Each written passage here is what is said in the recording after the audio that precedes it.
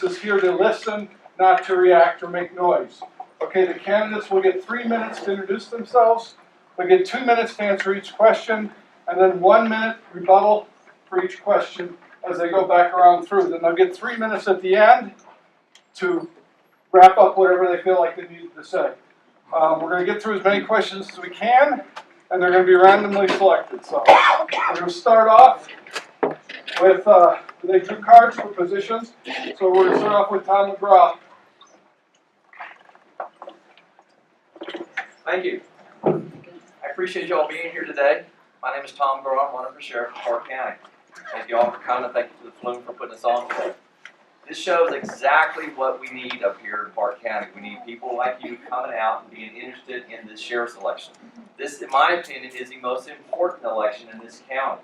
I know we have some other elections going on, but I think this one is going to have the most impact on people, the sheriff's election. So I'm glad you're all coming out and listening to everybody and then making a good, educated decision on whom you want to vote for to become the sheriff. For myself, I've been in law enforcement for 35 years. I started out when I was 19 years old in the city of Fort Walton Beach in Florida. A very busy community, the largest Air Force base right next to us, a tourist town. I had to have my mom had to buy my gun for me because I was only 19. You got to be 21 to buy a pistol. I got hired with that department. I was the only one called in to be hired after I was on the auxiliary for a year, and then I was called in to be hired. My chief told me at that time, he says, Tom, he says, I'm scared to death to hire you. You're young. But I've had 6 veteran officers come in and say, you are the one we want because I have a lot of common sense. I was very good at being a cop, and they hired me. So I started at 20 years old, working on the road all by myself as a sworn law enforcement officer. And on patrol, we answered everything, all sorts of calls, domestic violence, and that was an experience for a 20-year-old. I barely had a girlfriend, and here I am going to calls where women and their husbands are fighting about something. But I learned how to deal with those people and how to take care of those situations. I answered burglary calls, robbery calls, homicide calls, traffic accidents, work traffic. Very busy community. During that time, I got my college degree, Bachelor of Science in Criminal Justice. I then got promoted to a corporal, was a corporal on the road, corporal in charge of shifts. Oh, 1 minute, okay. And then I went to narcotics. I spent 16 total years working narcotics. Then I got hired by the state of Florida. I spent 2 years in fraud. I spent 5 years in homicide. I spent 3 years in public corruption. So I have a lot of true law enforcement experience. My wife is also retired in law enforcement. She spent 33 years in law enforcement. She's the head volleyball coach up here in Fairplay at the high school. My son is a graduate of Texas A&M. He's an ensign in the Navy Reserve. He also works for a shipping company. We're very proud of our son. One of the greatest days that I had is when I took him off of my Verizon cell phone bill. But we love this county. We enjoy this county. This is our home now. We built our cabin up here. I bled on that cabin. I'm going to die in that cabin. So this is where we live. This is where we love the area. It is a very special area to us. We do enjoy it. We love the outdoor activities. Thank you.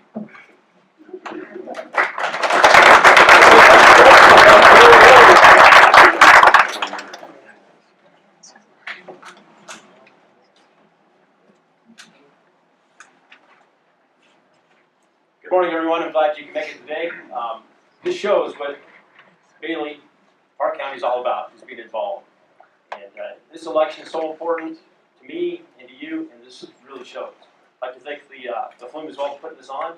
Again, my name is Gary Rhodes. Been here 18 years. Moved here in 2001. I'm married to a very supportive wife. Been together for 36 years. Been married for 26. That, to me, is commitment. I'm very committed to you, the citizens of Park County. I've been committed since the time I moved up here in 2001. Got 3 successful children. All 3 graduated through the Park County School District. My oldest daughter is currently the 7th grade science teacher here at Flume Middle School. Get very involved. I've taught many classes, volunteered. I taught the female self-defense class up here. I've taught volunteered to teach a firearms class just recently to all females. What I bring to you is 28 years of law enforcement experience. If you don't remember me, I was in state patrol. I did approximately 20 years of state patrol. Started my career in Golden. I graduated the academy in 1992. Worked there until 2001 when I was promoted to corporal. That's what brought me here to Park County. I was a corporal. I was a first-line supervisor. Got the supervisory experience. I was in charge not only for Park County, but for other counties surrounding us. I was responsible for multiple troopers at multiple times. I, as a corporal, was responsible for their scheduling and to make sure they're doing their job, make sure they're doing it right. Being involved in the community. I'm very, very strongly involved in the community. I support community policing. Got several certifications, qualifications, Master Firearms Instructor, Master Self-Defense Instructor. Served 19 years on the SWAT team in Colorado State Patrol called the SWORD. In 2006, I was promoted again. I was promoted to sergeant. As a sergeant, again, I was a first-line supervisor responsible for the entire troop of Park County. All of Park County, 2,200 square miles. Taught at the academy from 1992 until 2010. Taught multiple classes. Very educated. I helped write policy and procedures. I was a field training officer. When I left State Patrol, I trained more state troopers than any other trooper in the state of Colorado. As a sergeant, I was CDOT, got the rumble strip here in Bailey, all the way to Fairplay. Reduced accidents, fatal accidents by 85%. Again, I was a supervisor at State Patrol. I left in 2011, became a medical legal death investigator in Adams County. I've covered over 3,000 deaths. My law enforcement career is very diverse. I've got approximately 20 years of State Patrol. As a supervisor, I was 10 years as a supervisor. Just started my 8th year with the coroner's office. Again, I've covered deaths from simple hospice to homicide, officer shootings, baby deaths. I've got several certifications. I don't have time to go over all those, but I have my book over here. Numerous certifications, highly, highly trained, highly educated. I ask for your vote, and I thank you all for being here. Thank you very much.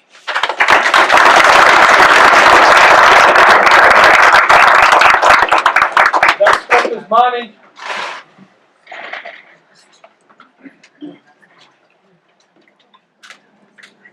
Good morning, and thank you all for coming. I agree this is a very, very important election, and the candidate that you choose for sheriff is going to have. Can't hear you, Monty. I'm glad to be here, and I'm glad all of you could be here today. This is an important election. The candidate you choose for sheriff is one of the most important decisions I believe you can make in your lifetime. I would like to thank the Flume for hosting this debate as well. I want to thank my wife for her support. And I want to thank my 2 kids over there, Ruby and John, if you guys can stand up. Ruby, we just got notified, placed in the 97th percentile in the MAPS test at her school in the nation for math.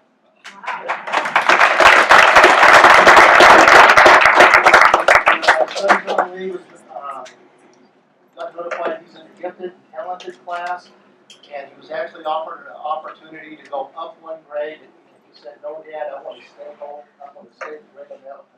So, anyway, as you can tell, I'm very proud of him.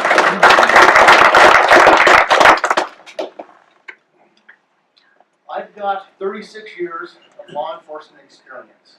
24 of those years are at the command level. Command level is lieutenant and above. Lieutenants and above sets policy, examines legislative changes. I wrote the policy for the Park County Sheriff's Office. I was involved in policy making at the Summit County Sheriff's Office. I've dealt with personnel issues, I've dealt with lawsuit, I've dealt with the whole gamut of management. I'm a graduate of the FBI National Academy at Quantico, Virginia. I graduated there in 2011 with a 4.0 GPA. Advanced SWAT School, Canyon City, 2008. SWAT School, Canyon City, Colorado, 2006. County Sheriff's of Colorado Command School, Highlands Ranch, Colorado, 2003. St. John's University, DS Criminal Justice. Once again with a 4.0 GPA, U.S. Department of Justice, National Institute of Corrections Leadership Academy, Longmont, Colorado, 1998. Colorado Law Enforcement Training Academy, Golden, Colorado, with a 4.0 GPA. I've also had multiple correctional officer academies. Specialized training, FBI, media relations, public information officer, Cinerax is relock, advanced close quarters combat firearms instructor, Defense International advanced firearms instructor, incident command, changing the cultures of organizations and presenting a professional entity. As far as boots on the ground, my current employer just awarded me a letter of recommendation, or a letter of commendation for my actions during a fire. 1 distinguished service medal for heroic acts, 1 special citation for bravery, 5 life-saving medals, 5 People's Choice Awards, 2 congressional awards, I guess we just get as long as 3 we want. commendations from other agencies. Put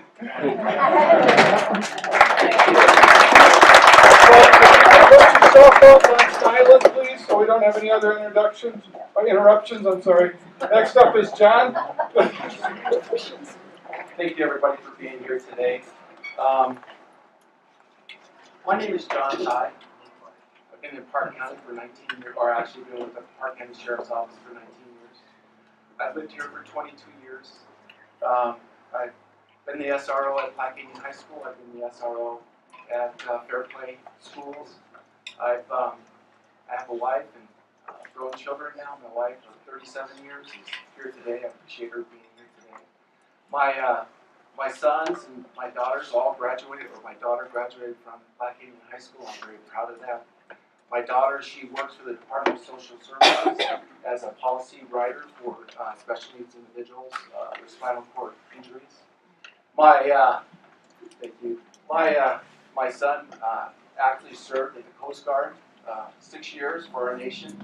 Now he's actually a mechanical engineer for Park County, or for PIA. And then my other son is a marketing seller or in the internet, and he sells marketing. He's very happy with that. Just about me now. I have 33 years of law enforcement experience. My work history is exemplary. I have never been terminated from a job. I've never been asked to resign from a job. I've always worked very well in my jobs that I've done. And when I first started was with Los Angeles Police Department. Learned a lot in Los Angeles Police Department. I would say probably my 3 years there, I did more there, a lot in the crimes and investigations than a lot of other departments that you've heard today. And that I've also worked for the city of Bellevue, a very affluent city. There I was a detective. I got to do all kinds of different crimes. When you're very busy within your department and they see that, you get certain recognition, and that's with jobs. So I was actually promoted as a special detective in Bellevue, Washington, where I worked homicide, sexual assaults, all different types of crimes there. And that, so I'm very proud of being promoted to that. Here in Park County, I was also your commissioner. I worked as your commissioner and for eight years, 2 successful terms. So I know what it's like to be an elected official. I also know what it's like to be an administrator. I had to hire and fire and be able to make sure that the county was running right. I have special projects that I was able to actually do, and one of which is the Communications Center for Park County. Park County could not talk when we had the tragedy at Platte Canyon High School to any units that were responding there. I improved that. I made sure Park County went from VHS to 800. I brought in hundreds of thousands of dollars to make sure that we were able to communicate.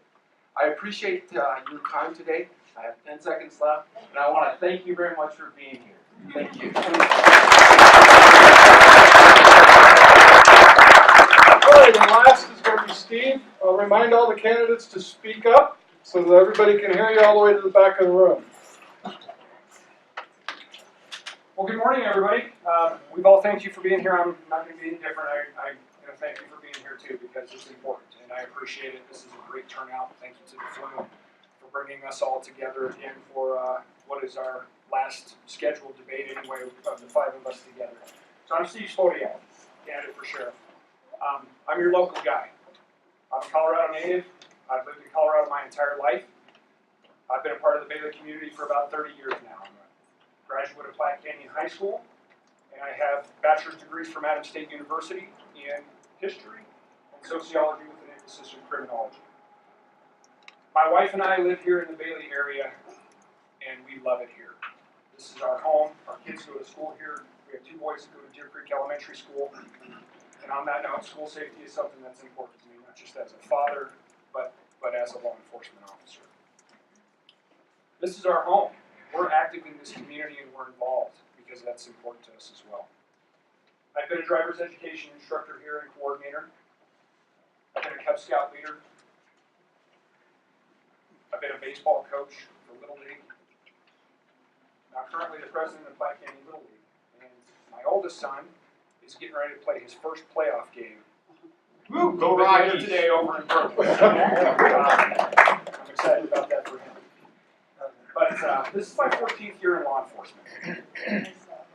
I've had a relatively diverse career in that time. I've been a detention deputy, I've been a municipal police officer, I've been a patrol deputy, school resource officer, SWAT operator, a railroad police special agent, senior special agent, a police canine handler.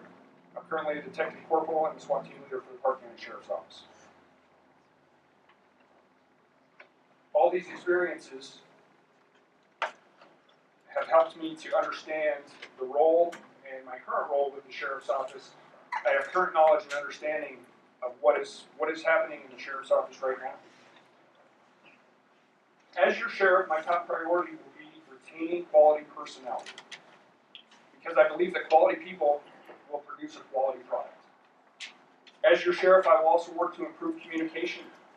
That goes for communication coming out of the Sheriff's Office, having a dedicated public information officer that wants to speak to the public, hopefully repairing relationships with the press, and making sure that information gets out of the Sheriff's Office to all of you, because I know that's important to you. As your sheriff, I will also focus on illegal narcotics, wildland fires, illegal marijuana, and mental health, because I believe that those are also issues that are important to you, the people of Park County. So, most importantly, what I'd like you to remember about me is I care about this county, I care about the people here, and I am the man to lead the Sheriff's Office in a new direction. So thank you for being here. I'm Steve Sylvia.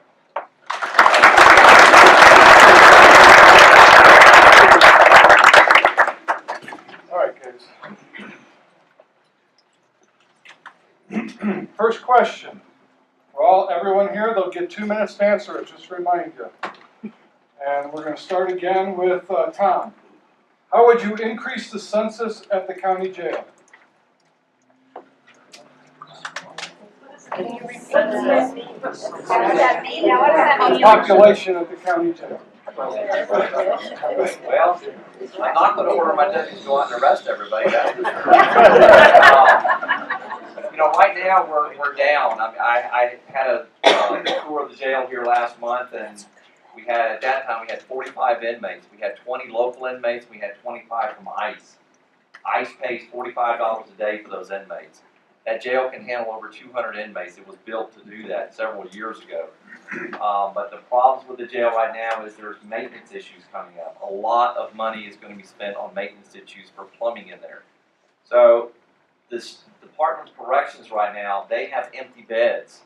They have a lot of empty beds. So they are not going to send up prisoners to the Park County Jail and then pay Park County for those prisoners, because if they have empty beds, they're going to fill their beds first. There are ways to try and do some things with it. I know that Summit County, they house Lake County prisons, because Lake County has a very small jail. El Paso right now, their jail is overflowing. Their people are sleeping on the floors. I would try and contract with some of the other jails that are overflowing to see about bringing those prisoners up to our jail. But I think that it's going to boil down to we're going to have a very difficult time trying to fill our jail and try and make money off of our jail. I think we're going to have to try and come up with, yeah. So we can't turn that down. That's for the whole fire station, so they need to hear those calls. So. Go ahead.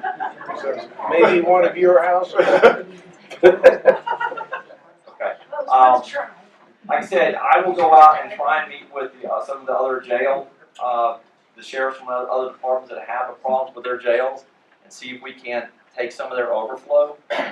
But I think it's going to boil down to is a question of what are we going to do with this jail, and try and do something else with it besides trying to find prisoners to put in it.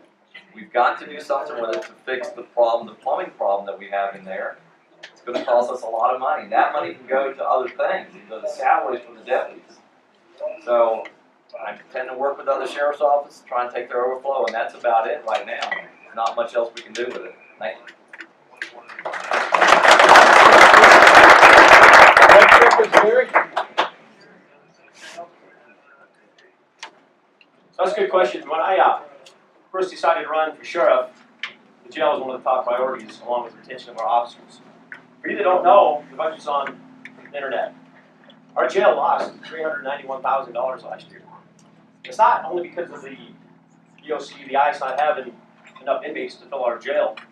I agree, we need to get out, talk to these other counties, and see what we can do to help them. Right now, we're capable of holding, just to give you an example, 100 DOC prisoners. When Monty Gore was there as a captain of the jail, that jail made money. I'll give him credit. We haven't made money in that jail for years, many years. Again, $391,000 last year. Even if DOC had prisoners for us to house, we wouldn't be able to do that because Park County has lost those contracts. We've got several lawsuits pending right now against our jail. Gentleman lost his leg, lawsuit. We just paid out several $100,000. If we could house 100 DOC inmates, which we're capable of doing very easily, we would make $1.9 million. $1.9 million. The way I got that figure is DOC, red contract, they would pay $54 and some change per day per inmate. 100 of them is $1.9 million. That would help with the facilities, getting that back up to par. We don't have that because we lost those contracts. I, as your sheriff, will go after those contracts. Okay? I'm not going to go out and arrest everybody either. No one wants to be taken to jail, so don't worry about that. I, as your sheriff, will work trying to get these contracts back with DOC or ICE. Very important to build those relationships. I work in Adams County, got a lot of ties. Work with 10 of the largest agencies in the state of Colorado. I, as your sheriff, will work together. Multi-agency, work together. Let's get these inmates up here. Probably better housed, but again, we need the training. We need to get these contracts back. Thank you.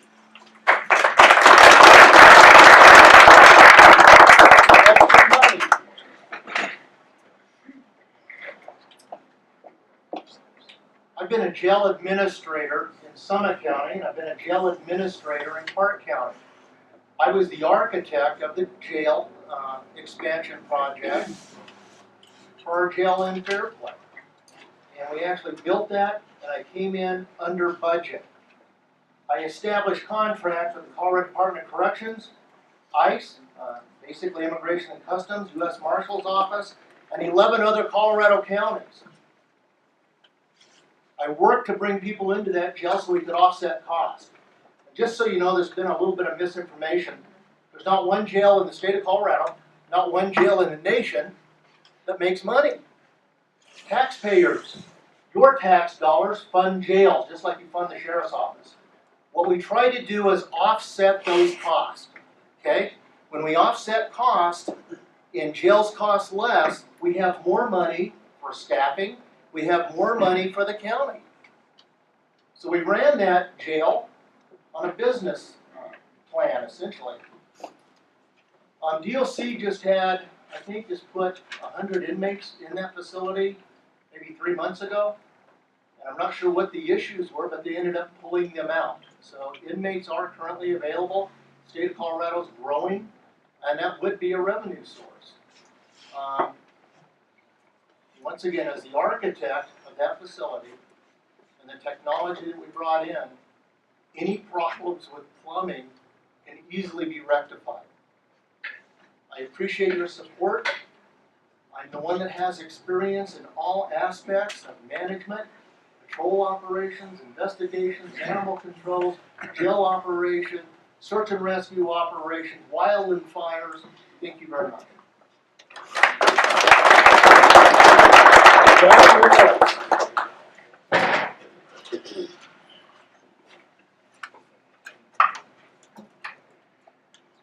There's been a lot of numbers thrown at you today, and Monty's right. There was a actual business program that was put together for the jail. Monty did a great job with it. But what we don't hear is that you can take a business model and you can actually tweak it to bring in more prisoners. The state won't allow us to do that right now. I approached the state when I was a commissioner to bring down the cost for them, for the taxpayer, from the $54, from the $45, to just above a break even, and show them that we could actually bring in more prisoners, keep our jails full, and be able to actually pay our bills, and then also offset those costs for the jail. Now, because it's government, it's said no to, and because they don't want, I don't know, I guess they don't want the taxpayer to save some money there. But there's a way to be able to bring more prisoners into the jail and to have those costs offset. The jail itself, actually, the offset costs during the time I was a commissioner was in the black at one point, because we had a actual, I think, a very good picture by the state of, or the state, thinking that we're a very good jail. And I think we still can be. We can still show that through the leadership. I, for one, can be that individual that, as sheriff, can show the state that we can handle those prisoners and that we can actually bring more in, we can house more, we can actually look at our model, our business model, and we can look at offset costs. Because I think Monty's also right with that, is that we don't make money, we make sure the costs for our citizens are better. Now, the jail itself is paid off. What is the commissioners doing right now with the over $600,000 that is saved for them? It's gone to the general fund. We need to ask those questions, especially as a sheriff. Thank you very much.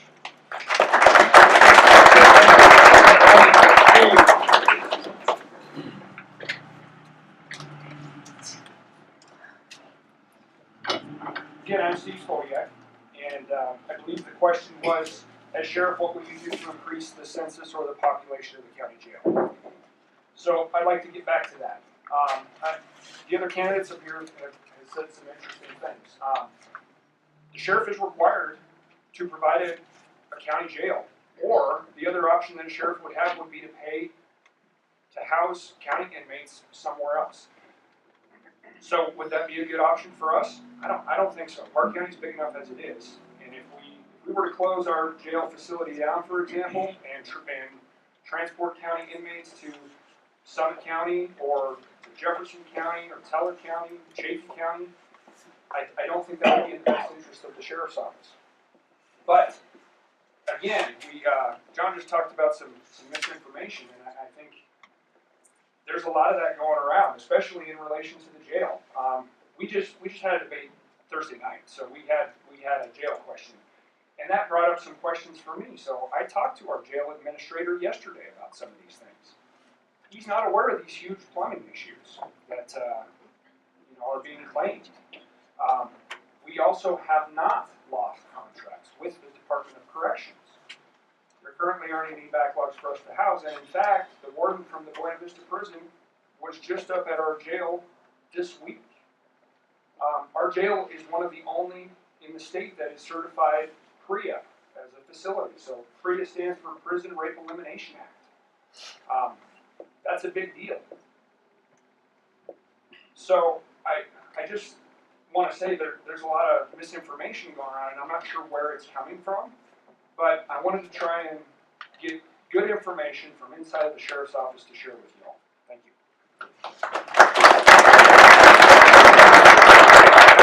All right, 5 minutes, 1 minute. Well, I'm getting my information from the county that the county jail has plumbing issues. That they're talking in the next couple of years, they're talking several $100,000. And Monty says plumbing is an easy fix. Well, if you've ever had a plumber come out to your house and pay them money to fix your plumbing problem, it is not an easy fix. We're talking a large amount of money. When I talked to Captain Muldoon down at the jail. Yes, he admits we have plumbing problems down there. The Fair Play water system is causing an issue with the plumbing down there. I talked to the county about it. They said yes, there have been reports given out to Captain Muldoon. Whether he reads it or not, I don't know. But they are telling me that from the county that there are major plumbing problems down there. It is not an easy fix. You're talking several $100,000. So that's the information I've gotten. I think it's valid. I think the jail has some problems, and I think we need to do something to figure out how we're going to fix it. But we're talking about several $100,000. It's not an easy fix. Thank you.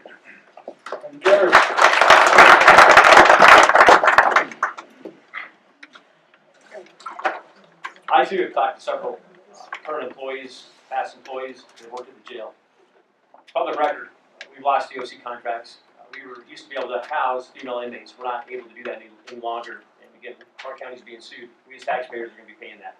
I was in the Flume. I'm not sure if this has all been dismissed. 20 inmates from DOC sued the jail. That was public record just a few months ago. Again, I don't know if that's all been resolved or not. One of our other problems is retention in the jail. They're looking for a nurse in the jail. Deputies. I think we're having a couple that are leaving probably by now. By the end of May is what I was told they're leaving because of the conditions of that jail. Again, it's working with the commissioners. Somebody made a comment, it's the sheriff's job to run that jail. But it's also his job to maintain a safe, secure facility. Up to the health standards, and I don't think we're doing that right now. Okay? That jail is run down. It does have a lot of problems.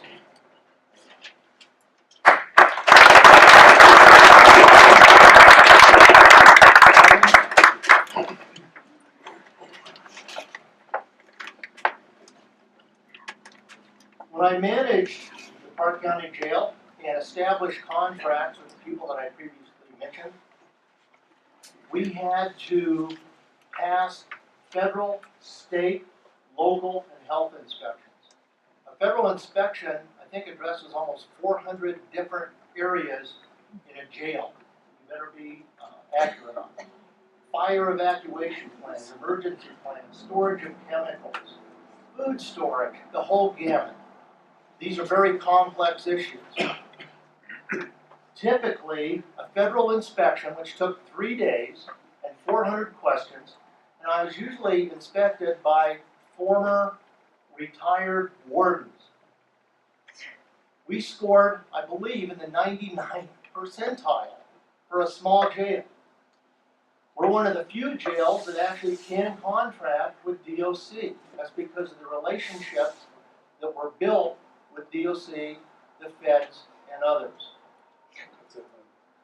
Thank you.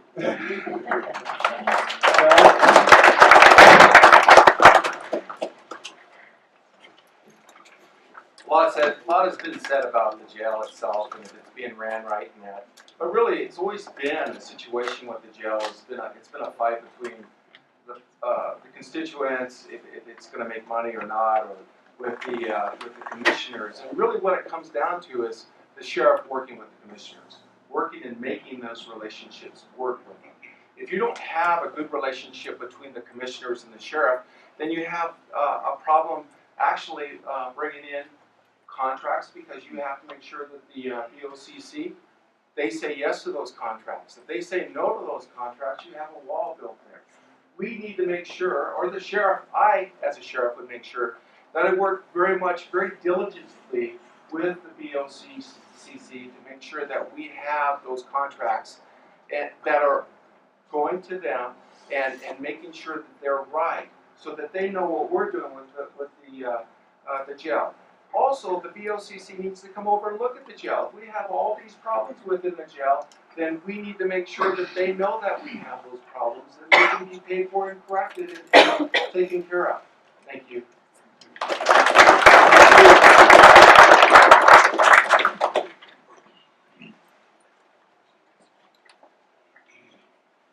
So increasing the population of the jail, I'll get back to that because I think I ran out of time before I actually got to really cover that. Can you please speak up? Yes, ma'am, sorry. So currently, we're housing inmates from Pueblo City, Pueblo County. We're housing U.S. Marshal inmates, and we're seeking out additional state, local, and federal partners to bring more inmates to our jail. Now, I think it's important to note that the jail is not designed, or any jail is not designed to be a revenue generator. Like's been said up here before, revenue that's brought in through the jail should be to offset the current budget. So to say that the jail is in the hole is not looking at the way the budget works accurately, because that's money that is already in the budget for that purpose. And any revenue that comes in addition to that is to offset those costs. Thank you.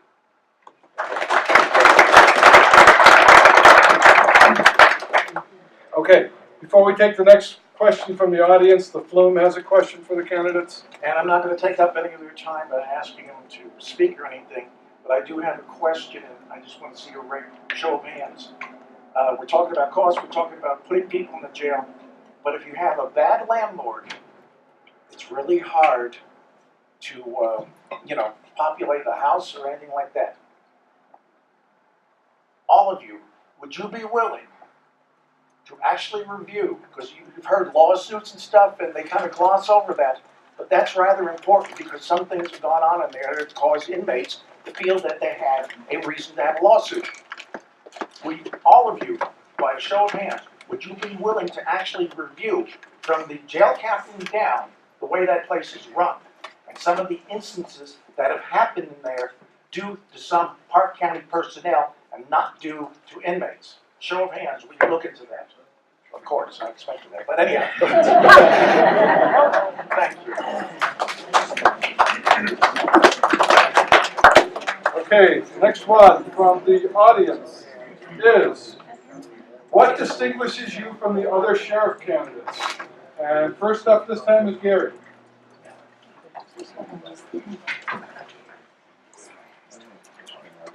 Okay, Gary Rhodes, couple things. Again, I have 28 years of a very diverse law enforcement career. State Patrol, approximately 20 years. Was able to teach at the academy from 1992 till 2010. I taught at the Colorado Law Enforcement Training Academy, which is State Patrol Academy, very professional, very elite academy. We actually taught Park County deputies how to do their job. Very, very highly trained, several certifications. Got 10 years of supervisory experience, 10 years. As a sergeant for State Patrol here in Park County, I was just like the sheriff. I had a group of gentlemen that I was responsible for. Our job was to reduce motor vehicle accidents. My team and I did that. We reduced fatal and serious injury accidents when I was their supervisor, their sergeant, by 85%. It's about working with the community. I, as your sheriff, very community oriented. I like to set up the advisory groups.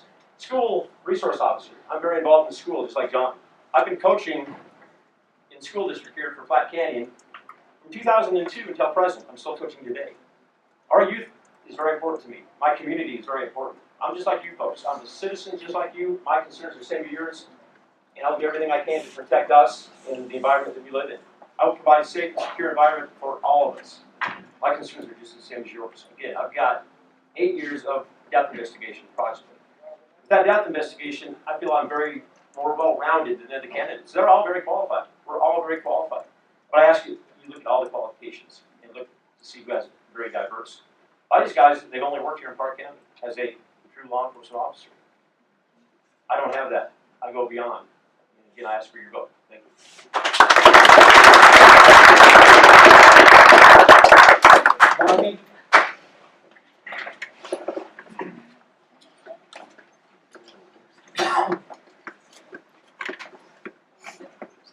Park County Sheriff's Office, first and foremost, needs to reestablish trust with the public. Upholding the public trust is a sacred responsibility that the sheriff has. That responsibility to all of you to do the right thing. Leaders do the right thing. Managers do things right. You need a leader who can set the vision of that organization, and you need an experienced manager who can manage the budgets. I think it was in 2006, the county gave me around $3 million in the budget. I was able to give $3 million back to the county plus some. When you give that kind of money back, and you're operating that kind of an operation, you can fix a $500,000 plumbing issue. But it takes a business plan. I'm not talking about theory like a lot of my competitors. I'm talking about where the rubber meets the road. That's who I am as a leader. That's where I am as a manager. I've managed all the divisions in the Park County Sheriff's Office. I was in a position where I was the undersheriff, acting undersheriff, in Summit County. I've got 24 years of experience doing exactly this. Not entry-level supervision, not in a position where I've been there for decades. I've worked my way up through the ranks as an FTO, a sergeant, a lieutenant, a captain, and an undersheriff running an organization.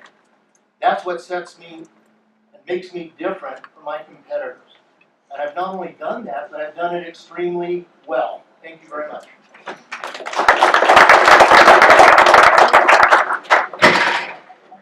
John, yes. Say the question again for me, please. Oh, sure. Appreciate that. The question is, what distinguishes you from the other sheriff candidates? What distinguishes me from the other sheriff candidates? We all have good, I think, qualifications that we've gone to school and we've got years of experience and we've done that. But what sets me apart is this. I've been a commissioner, I've been in the trenches for the citizens of Park County. I've gone out, I know where I have to work hard to make sure that I get those grant monies. I brought hundreds of thousands of dollars worth of grant monies into Park County. Not only the communication system, but for our search and rescue, which is one of those areas where they have to have monies that come in to help our citizens in Park County. That's where I set myself apart from them. I believe that I can get in there and I can do that part of the job, the administrative part, not only the law enforcement part of it, but the administrative aspect of it, and be able to improve the actual quality of our deputies. When I went out to get my petition signed, I decided to do it that way so I could talk to the citizens of this community. And I wanted to hear from them, what did they want? Well, they want retaining of our deputies. They want our deputies to stay here. They want to have that aspect of it. I'm the only one that comes to the plate with an idea of having a tourist tax that will help us bring extra monies into the sheriff's office so we can pay our deputies better salaries. We have a deputy that his children can't even be on our insurance because he cannot afford it. That's wrong. We should be able to have deputies coming into this community and living here. We need to make sure their quality of life is here. You'll hear other debate where it says that doesn't matter. It's the actual leadership. I do believe it's the leadership, but they have to be able to support themselves. If they can't support themselves, they won't be here. And we need to have that. Quality deputies, and we've had some quality deputies. They're sitting right next to me here on it. And we want to keep those people here. They will make it better with response times. They will make it better for our community. Thank you.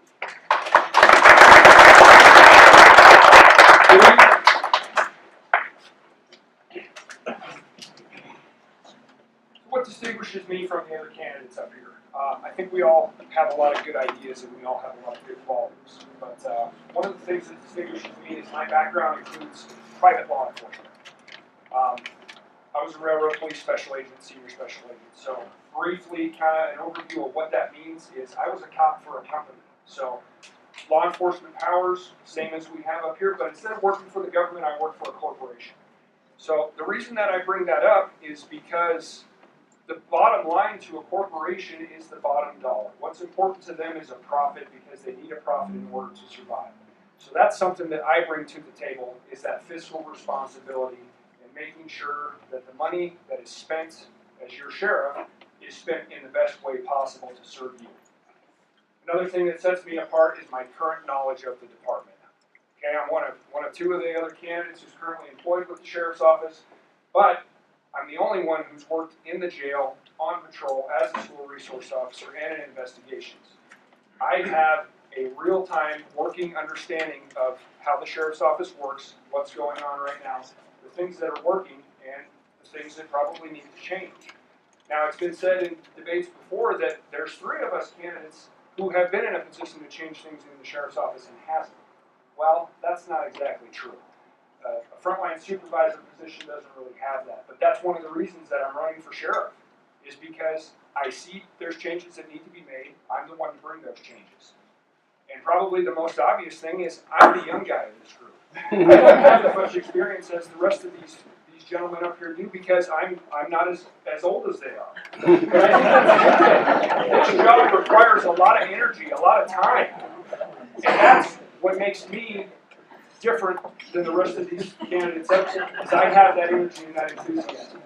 Thank you.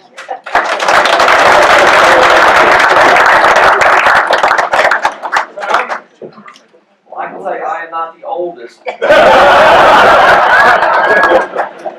What makes me different up here is that I have never worked with the Park County Sheriff's Office. The most interaction I've had with people from the Park County Sheriff's Office has been John and Steve. And I find these two guys to be very professional, very likable, and I would truly enjoy working with both of them. Monty has worked with the Sheriff's Office. Gary has worked up here with the Colorado State Patrol. He has worked in conjunction with the Sheriff's Office. So they all have ties to people in the Sheriff's Office. I don't. I have no problems that if there's something needs to be addressed, somebody needs to be removed, somebody needs to be demoted, transferred, I will do it. I have no ties with anybody in the Sheriff's Office. I can make those decisions that need to be done. I have no problems with anybody in the community.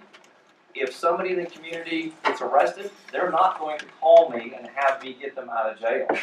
If a county commissioner gets arrested and taken to jail, I will call the jail and I will make sure he gets his private cell so he doesn't get beat up by his constituents. If a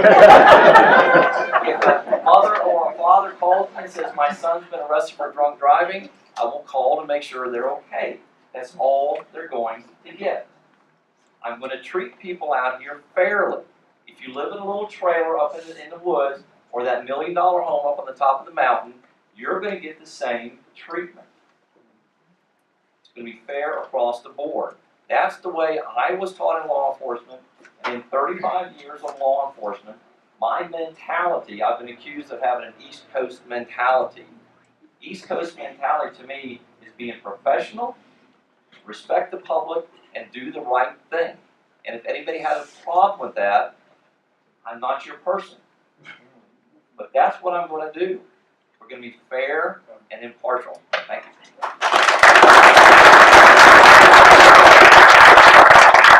Gary, 1 minute.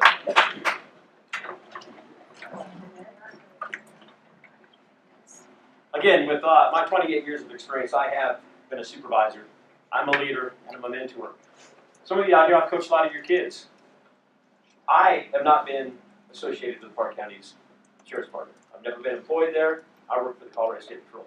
Never employed with the Park County Sheriff's Department, Sheriff's Office. That's very important. I think it's time for some new ideas.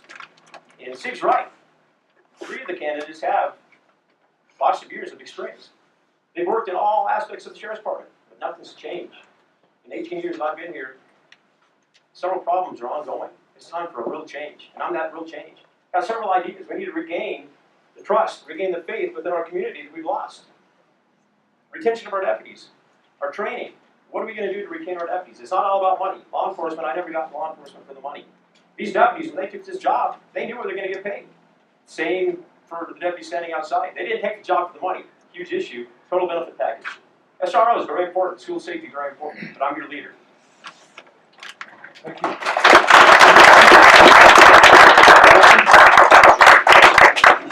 One minute.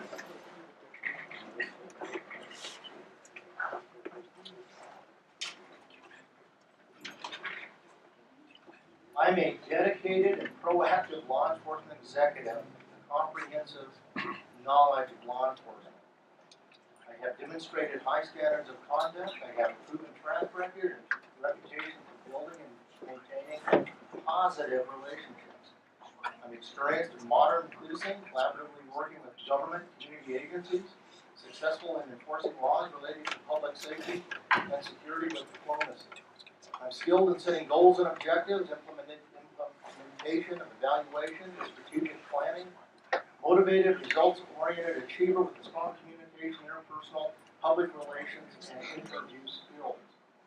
Demonstrated ability to provide positive and systematic approach to prepare offenders for successful re-entry into the community. I've set up work release programs that were very successful in our jail. That's it, Mike. Thank you very much. John? What sets me apart in Park County from these other candidates here? I've been in Park County 19 years. I've served you. I've cried with you. I've been there. And so I've been through those tragedies. And I'm here to protect you, and I want to be there with you. I really feel for this community. That sets me apart. But I'll get past that. But I really want to talk about this, and that is we must get back to go ahead and supporting our deputies. And if you want good response times, you want school resource officers, you want those in your community, we have to pay for those. And I think a sales tax or a tourist tax is one of those ways where we can go. And that means we're not going to put a burden on our property taxes. We're going to get these tourists, the 7,000 cars that go through Bailey right now, we're going to grab them, and we're going to take their dollar, or their penny, excuse me, not their dollar, their penny, and they're going to invest it in the sheriff's office. So we can retain those deputies that are standing in the back so that they can actually work for us and respond to us. Thank you. Remember to speak up, guys. So again, what sets me apart from the other candidates up here, you know, other than what I said earlier, my youth, my energy, is I grew up here. Now, a lot of these guys have been here for a long time, but I've seen how this has changed from that perspective, from a child through adulthood, and the differences within this county. This county's huge. This county's the size of the state of Delaware, and all the communities are different. And I understand that because I've been here, I've grown up here, and I think I understand what's important to most of the people in this county because I'm a part of it also. And I really care. And that's one of the things we've been together as a group doing events for, months now. We've heard each other talk, and we know what the other candidates are going to say when they get up here. But the one thing I haven't been hearing until just recently is, why are we running for sheriff? And I've been saying this all along. It's because I love this place, I care about you all, I care about this county, and this is my home. Thank you.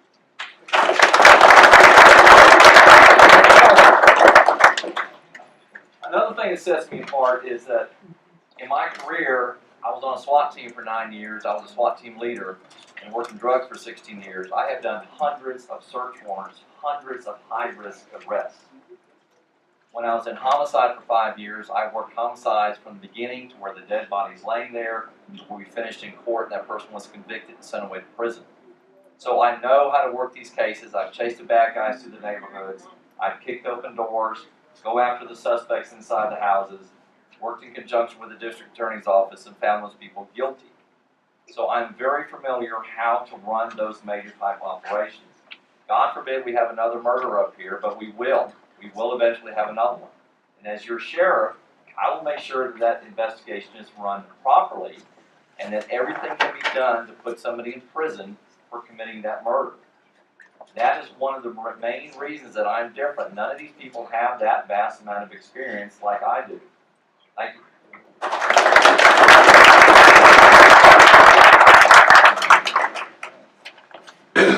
Hey, first up this time will be Monty.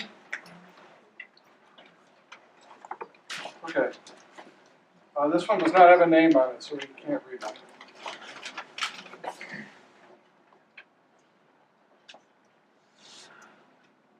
Okay.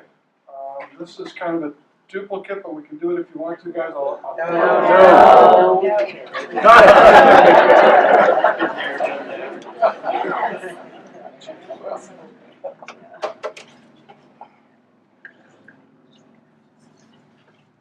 Okay, this is a pretty good question.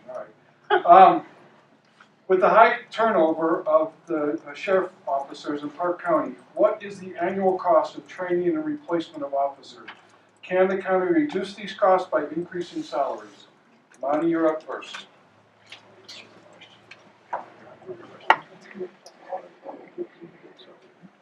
It's a very good question, and it gets right to the heart of one of the toughest issues Park County is facing. And not only with the sheriff's office, but with every county department, including like road and bridge.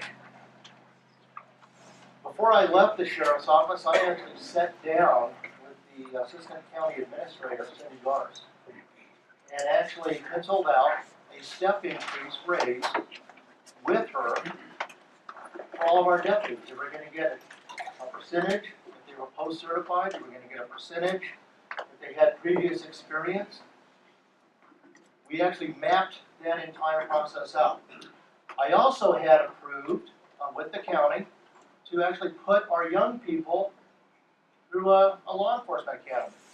Part of the problem Park County has is we go to Denver and we grab kids out of an academy class and we bring them up to Park County, 2,200 square miles, and we plop them down. Their families are in the metro area, their life is in the metro area, and they don't stay here. If we can recruit young people and put them through an academy and have them guarantee that if they leave within 3 years or so, they've got to pay that back, we actually have roots here. One of the other aspects is recruiting people that already live here. Look how many retired law enforcement live in this area. They've already got usually retirement from the military or retirement from another department. Everything we pay them is extra. So we need to start thinking outside the box for retention of our staff. Number one reason people leave an organization isn't salary, because of the way that they're treated. We all know that. We need to start mentoring and growing our officers as they come in. We need to show up. Thank you very much.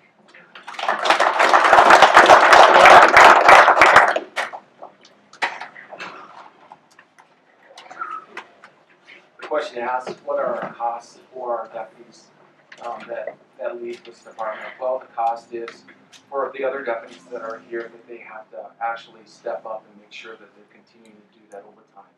So we have $140,000 last year of overtime that we spent.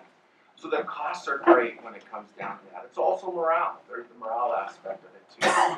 And the ability to retain, keep, and serve our citizens, because you get these new officers that are in, you got to train them.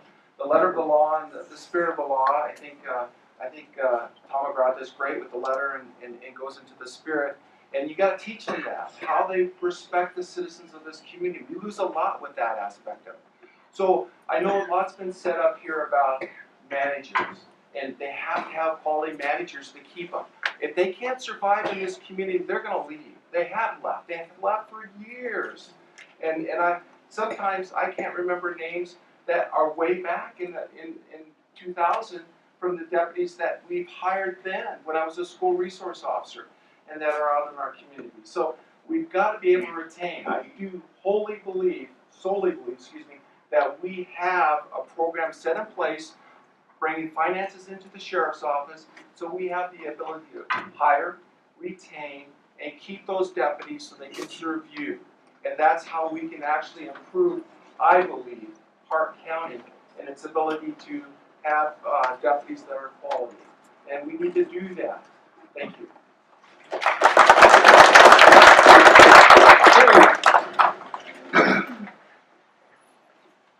So what is the turnover cost? So I don't have an exact number for you, but I've heard anywhere from $60,000 to $80,000 is what it costs the Park County Sheriff's Office to change a new deputy. That's probably pretty close to accurate. There's other costs though. There's costs to you, the citizens, because not only are you paying two deputies to do one job, essentially, so that's costing taxpayers money. But when we lose these deputies, it's costing us as an agency, the sheriff's office, and you as a citizen of Park County, it's costing that experience that they've gained while they're here.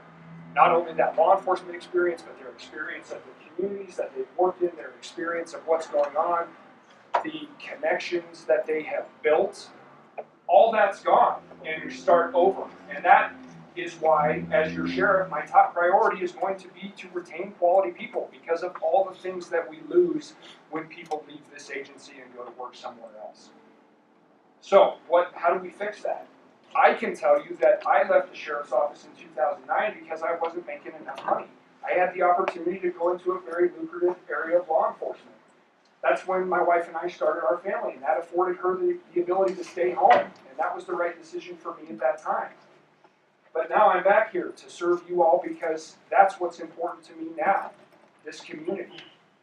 So the pay is important, but showing our people that we appreciate them, helping develop them professionally, giving them professional challenges and opportunities, these are all things that are going to help keep deputies with the sheriff's office. I've already begun working with the sheriff on getting the Park County Sheriff's Office into a defined pension program. That's something that the sheriff's office in Colorado can do now. That's something that will help us keep our employees here. Thank you.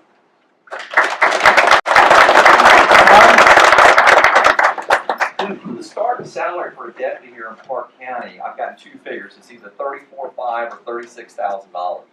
I can go down to Lowe's in Silverthorne and I can make that much money working full time with a better benefit package. So we definitely have got to increase that. And the only way we're going to do it is if you, the public, agree to it. Because you're going to be one of the ones that have to talk to the county commissioners and tell them that we need to get a budget raise for the sheriff's office. That's the only way it's going to happen. You know, John talks about a 1% tax, and that it could be good. I'm not real keen on another tax, but it's still the county commissioners are the ones that have got to approve that. What I would like to do, and something that you got to recognize about the sheriff's office, this is not a big sheriff's office.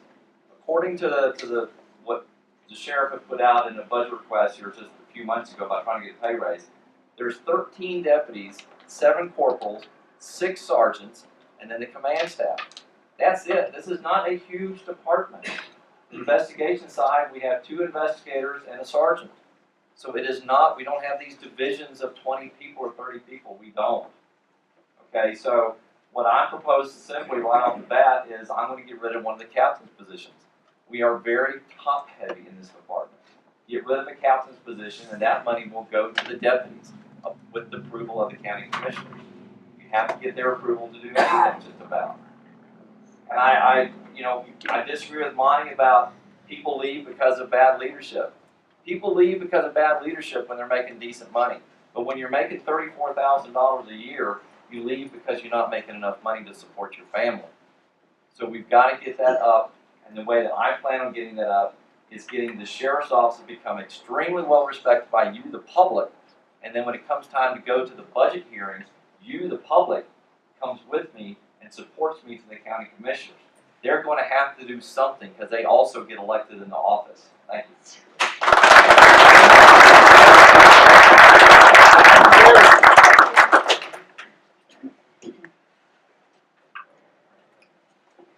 I think first of all, we need to regain the faith and the trust within our community. As a taxpayer, same as you, I don't know if I want to pay more money. I definitely don't want a sales tax. I think the budget that we have right now, I've got a copy of it, it's online. A lot of reallocation that can be done within the budget. John mentioned it, $140,000 in overtime. Not only are they working overtime, but they get more out. They're tired. They're very tired. Can you imagine working at your job 140? Don't know how many hours that was, but 140,000 in overtime with the little amount of manpower that they have here.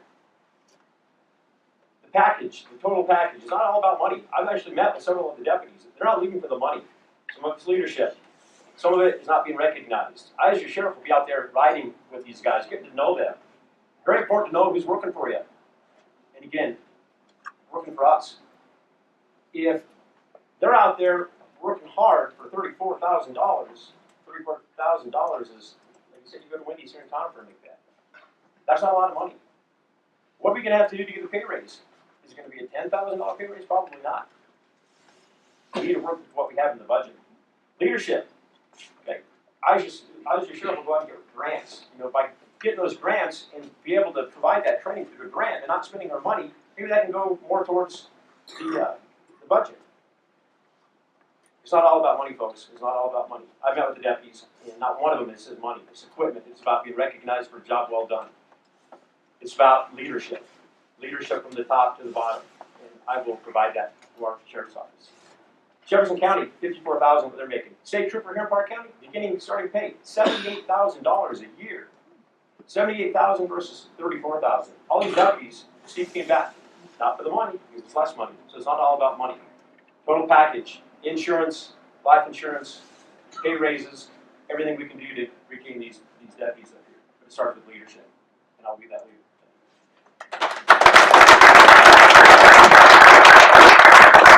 I'm going to redirect to the first part of that question because I don't feel like it was really answered. What is the cost? If you don't know the dollars, what is the cost of the turnover in the department? Monty, you're up. You have a minute. To answer that question specifically, I would estimate it between $40,000 and $60,000. It actually takes about 3 years for a deputy to really become qualified, know all the different roads in accounting, know where to go, know what to charge, and actually get a feel for the community that they live in. Right now, with the existing budget, I've already stated, I think we can get about 3 to 4 deputies out of that right now by reallocating the budget. As a candidate, I've actually announced publicly there's going to be a statutory salary increase. I'm going to put my money where my mouth is. I'm going to give back, I've already publicly stated that salary increase to help fund another officer. Once again, as a manager, when you can make and generate revenue in a jail, and you have demonstrated experience to do that, you can go to a county commissioner and you can state, hey, our revenues are this much. We've actually generated hundreds of thousands of dollars. Thank you very much.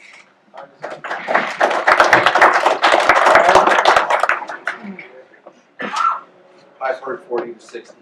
I would like to say this, my pay went down last year because our medical went up. So that reduces my ability to buy as a deputy in Park County. So it's getting tighter for us too in Park County for the funds that are coming in. So what we have to do, and I have to disagree just on a point where it's up to the commissioners. No, it's up to the people here, sitting right here. If you want to pass some type of sales tax that goes right to the sheriff's office, you can do that. You can petition to have that put on the ballot. You don't have to go to the commissioners. You can go to the commission a little easier and say, you know what? We have a bunch of people here that are citizens of this county that actually want to raise the salaries of our deputies. We want to keep them here. We want them to have the ability to buy a house. We want them to be able to actually pay medical for their children, which they can't do right now on the pay that they have. They can't. Actually, why do they leave? Some of them leave because they can't even, they look down the road and they can't even have their children go to college. That's a goal for some of them. We don't have that ability. We need to make sure that we do have that ability. Thank you.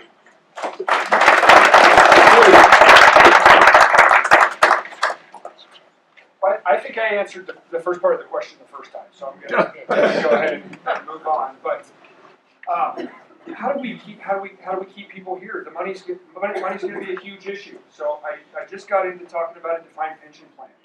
Okay, FPPA, Fire and Police Pension Association, is something that sheriff's offices in the state of Colorado can now participate in just within the last year or two.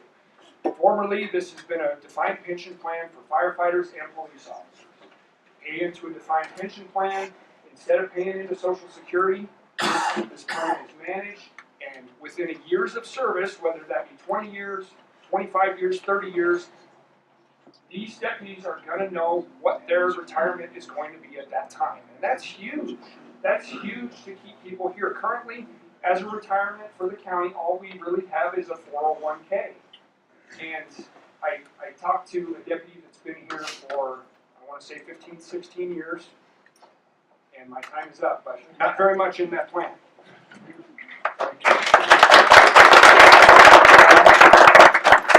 Yeah, I mean, looking at every back here, it sounds like it's anywhere from $40,000 to $80,000. Let's just go with $40,000 the low end. I talked to a couple deputies, and I asked them, I said, in the last 5 years, how many deputies have come and gone in that 5-year period? They told me 50. That is just astounding, okay? So let's say it's 25. Multiply that times 40,000. That's $1 million. Unless my math is off. That's a lot of money right there. So if we retain the deputies, pay them a decent salary, in the long run, we probably save money. I think it's very simple that if we keep them, we pay them a decent salary, they don't leave, and we don't have to constantly keep paying for that background check. Because when you hire a deputy, you should send somebody to the previous department or to the neighborhood. That costs money. And then to hire them, outfit them. So $40,000 times 25, $1 million. It's a lot of money we could save. Thank you.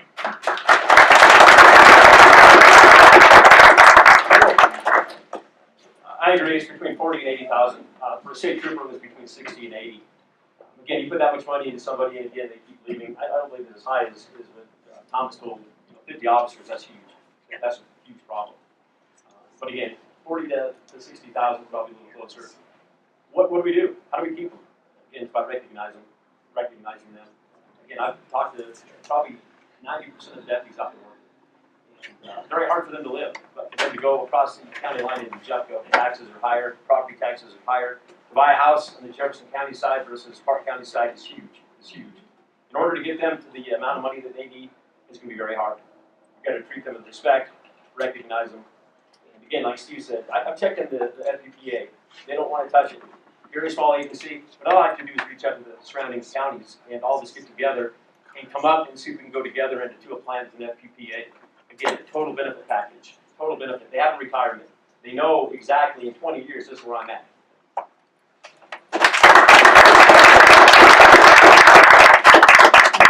Okay, next question, and this time it'll be John leading off.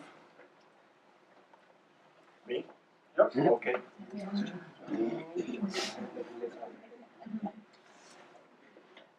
Okay.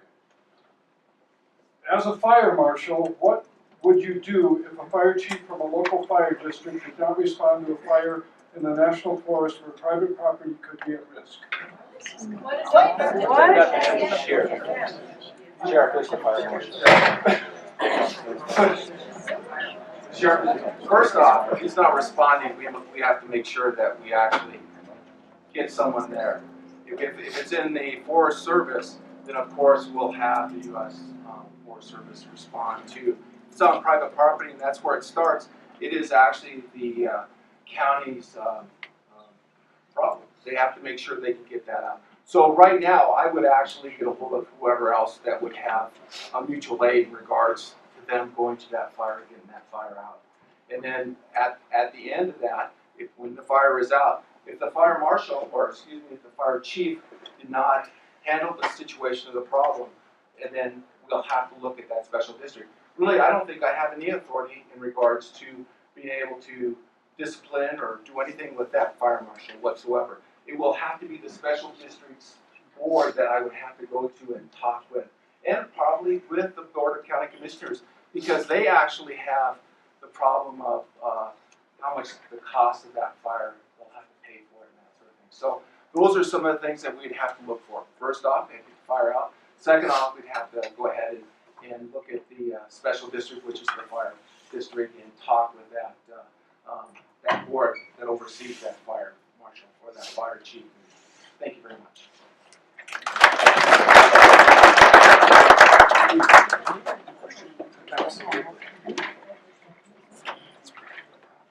As fire marshal, what would you do if a fire chief from a local fire district did not respond to a fire in the national forest where private property could be at risk? Okay, so yes, one of the responsibilities of the sheriff is the fire marshal for the county. Now, I cannot imagine a situation where that would happen. We have wonderful firefighters in this county. They're highly trained, they're highly motivated. They want to help people. Now, I'm going to use the recent Harris Park fire as an example when I talk about this here. The first, that was on national forest land, close to residential areas and private property where there was potential for private property damage. So I think there's a good correlation there. The first fire responders on scene there were from the Platte Canyon Fire Department Wildland Fire Crew. They were the first guys out there. They got to jump on that fire. They got to size up on it. And when I was out there, they were working hand in hand in conjunction with our Forest Service Wildland Fire Crews until they were relieved by other resources coming in from other areas around the state through the federal government. So, again, back to trying to answer this question, I don't believe that the sheriff has the authority to tell a local fire chief what to do. And a fire on federal lands is not the local fire department's responsibility.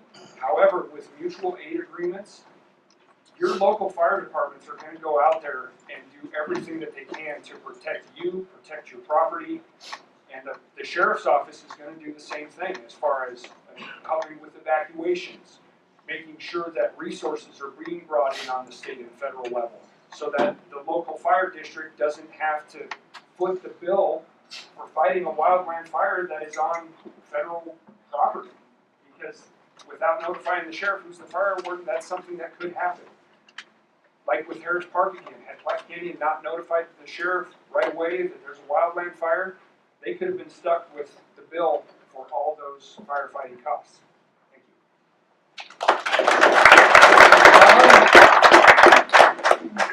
Yeah, I agree too. I would have a hard time believing that any fire chief is not going to respond to an area that is close to private property. If that were to happen, I, as a fire marshal, as a sheriff, I would have a very nice conversation with that fire chief and try and explain to him, the expert on putting out fires, that fires don't decide to stay on national forest land, they do move.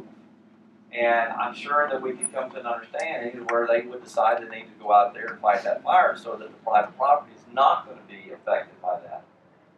That being said, you know, we definitely need to have more awareness. I know up here in Bailey, people are definitely worried about wildfires, especially this summer. So I'm really happy to see that things are, you're having some practical exercises going on up here, you know, and that's great. We need to do that a little bit more down in the south end of the county. We went to the what was it, John, the Black Forest seminar right here. There's a lot of people here from Bailey. Very important time for people to understand about these wildfires. And what I learned from coming up here is that fire mitigation is the most important factor to try and ward off any of these fires. And it can't be just one person doing it in the neighborhood. It's got to be the whole neighborhood that's got together to do it. And I think that education, with people coming to these type of seminars and being explained, you know, how we can avoid situations like this, you know, we need to do more and more of that. But the fire chiefs, from what I have seen also around here, are very professional people.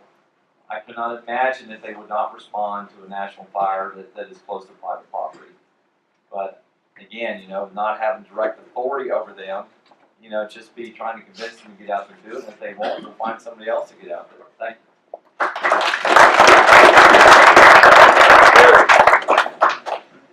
I agree. I think we have a very, very good relationship with our fire chiefs. I don't ever see that, and hopefully it would never happen.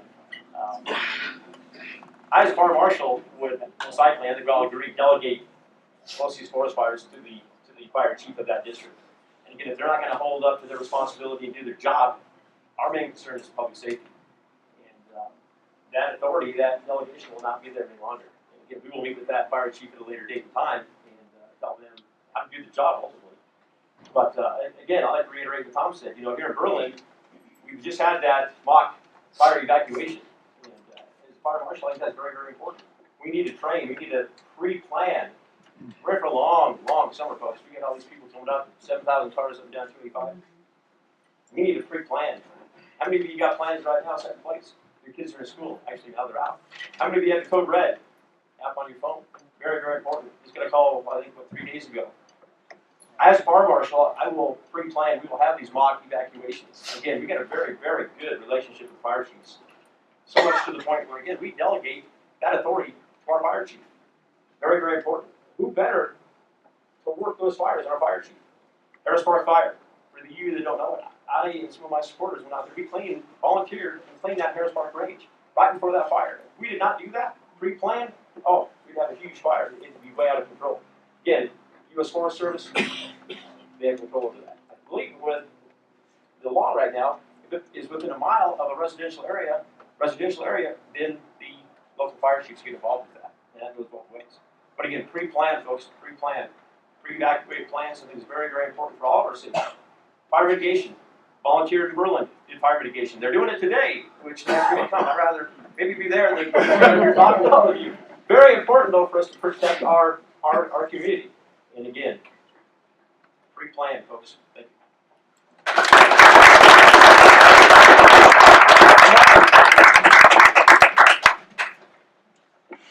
I've actually had the experience where I had to work on several and manage and work with other fire professionals to manage several wildland fires within Park County. That's a real issue. We're going to have a real issue this summer. I've also worked managing search and rescue operations, emergencies, SWAT, special operations. The sheriff is the chief fire marshal. When you're an elected sheriff, that's one of the duties and one of the hats that you wear. I've actually worked with state and federal authorities on just such issues. Where we've actually had phone conversations when a fire was on private property. We needed their resources before it got onto state or federal property. Believe it or not, those kind of conversations do occur. and you need to get those resources on that fire absolutely as soon as possible. The Colorado Department of Corrections is also another asset. It actually has a SWIFT unit where they train inmates now in wildland fire fighting. And that's a great resource to have. When we have a fire in the county, we generally activate EOC. That's at the county level.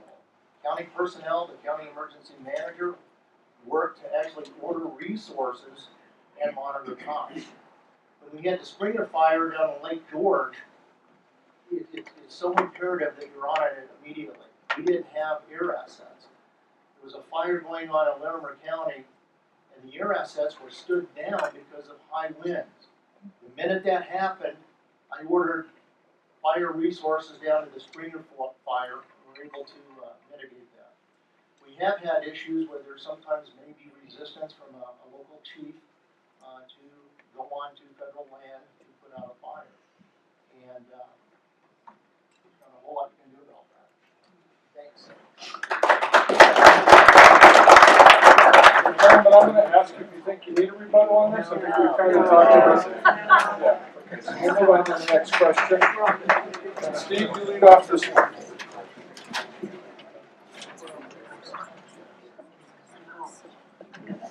Okay. If you're elected sheriff, what would be your first priority? Okay.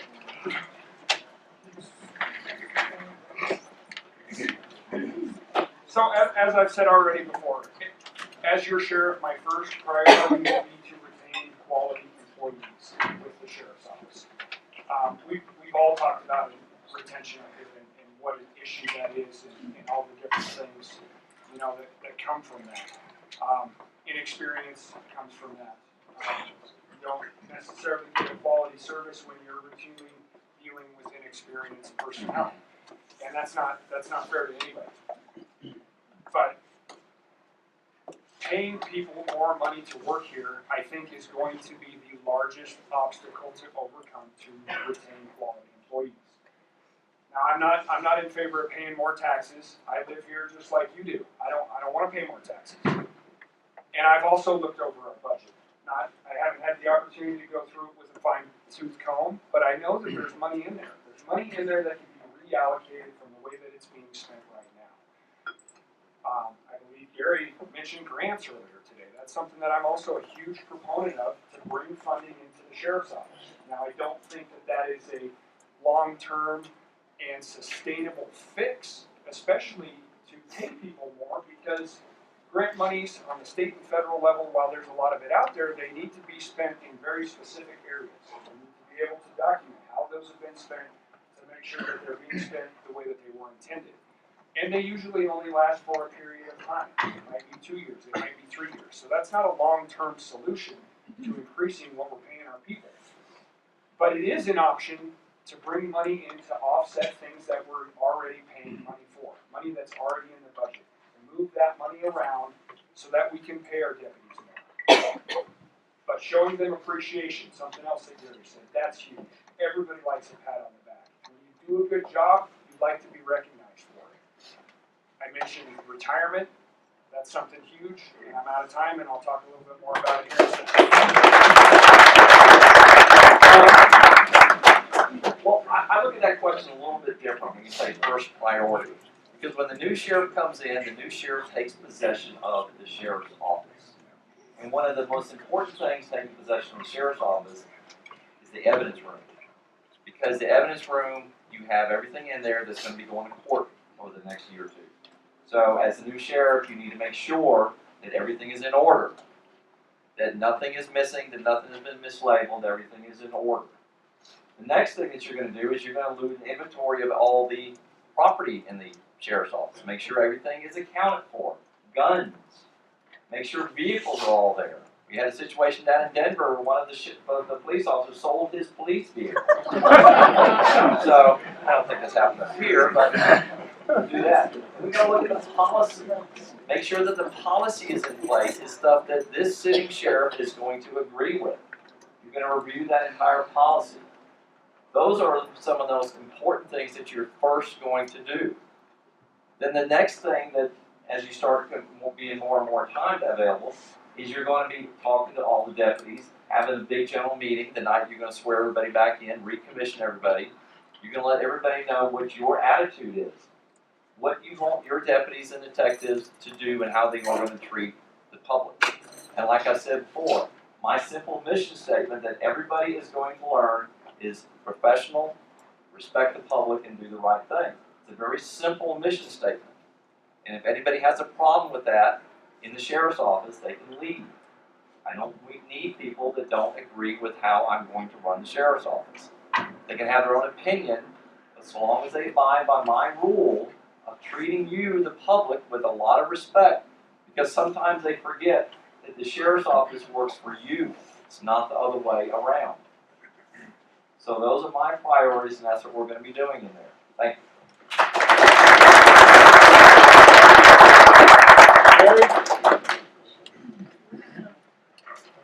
I agree, the audit, and that's the audit of the whole sheriff's office, and that's from our staff, to the evidence room, to the property room. Most importantly, I like to meet with fellows that are and ladies and gentlemen that are working for me. They know what's going on here. I, as your new sheriff, have an idea, but do we really know what's happening without talking to them? My first goal is to meet individually with every single office staff, whether it's a deputy, a civilian, the jail staff. Very important to find out what's going on and who's going to know other than them. Rank. I've been told that promotions aren't always done by promotion testing. It's done by good old boy. I like you. I've known you for a long time. I'll make you a corporal. I'll make you a sergeant. Can't happen. Again, with that audit of the staff, it's very important to get their opinions and ask how did they get the position that they have, whether it's a corporal, a sergeant, or a captain. For you that don't know, the budget's already set. So when we take office, whatever that should be, the budget is set. But again, I as your sheriff will and continue to look at the budget. $30,000 we spent last year in ammunition. 30,000 is a lot of ammunition. 140,000 in overtime. Monty mentioned it. I too have told most of you that I will be willing to give up that statutory pay raise for the sheriff. Put that back in the budget with commissioners and with the commissioners. Patrol cars, another huge issue. If they can't get to your call with patrol cars they're driving, some of them got over 150,000 miles. Another huge issue. Again, that goes with that total audit. Expectations. These guys need to know my expectations. They need to know what is expected. My first meeting with you, you will tell me that. What are we doing right? What are we doing wrong? I'm very community-based. I like to know from the community, hey, I like this, I don't like that. Some of you already voiced your opinions today. I will meet with you so I can pass that along to my deputies, to my staff. We are serving you. You are our customers. We need to know what we are doing right and what we're doing wrong. And I, as your sheriff, will do that.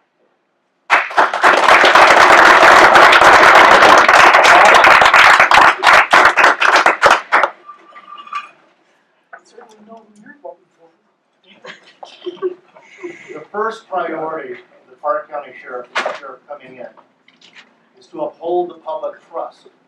That's vital. We have individuals in the command staff that have not upheld the public trust. And they've actually lied to you folks, the citizens of this community. This was on the Maggie Long case. They told you that there wasn't a threat and everything was fine. Yet they told law enforcement to be on the lookout for it. Gave a description. This guy's a young male in his 20s driving a van with a stolen AK-47 and 9mm, and please consider this individual armed and dangerous. First and foremost, we have got to uphold the public trust and reestablish trust with you folks. One of the second priorities is we have to reinsure the officers and the staff that everything is okay. We have a credible leader in that office, and that we are going to make their jobs easier. We're going to fight for them to get salaries up. We're going to work with them. We're going to mentor them. We're going to build them up. It is going to be necessary to do a department-wide audit on computers, on the budget, on firearms, on cars, on evidence, and that's usually customary when a new CEO goes into any law enforcement, replaces any chief or sheriff. And typically you work with the county and county government to actually help get the auditors in there to do that. But that's going to need to take place. But this department is broken. We need to help these officers up, extend a hand, and we need to be fatherly. We need to help these individuals and let them know everything's fine and it's gonna be okay, and your jobs are okay. And that's, I think, one of the important aspects, and one of the most important aspects, that new sheriff is gonna have to do. Thank you very much.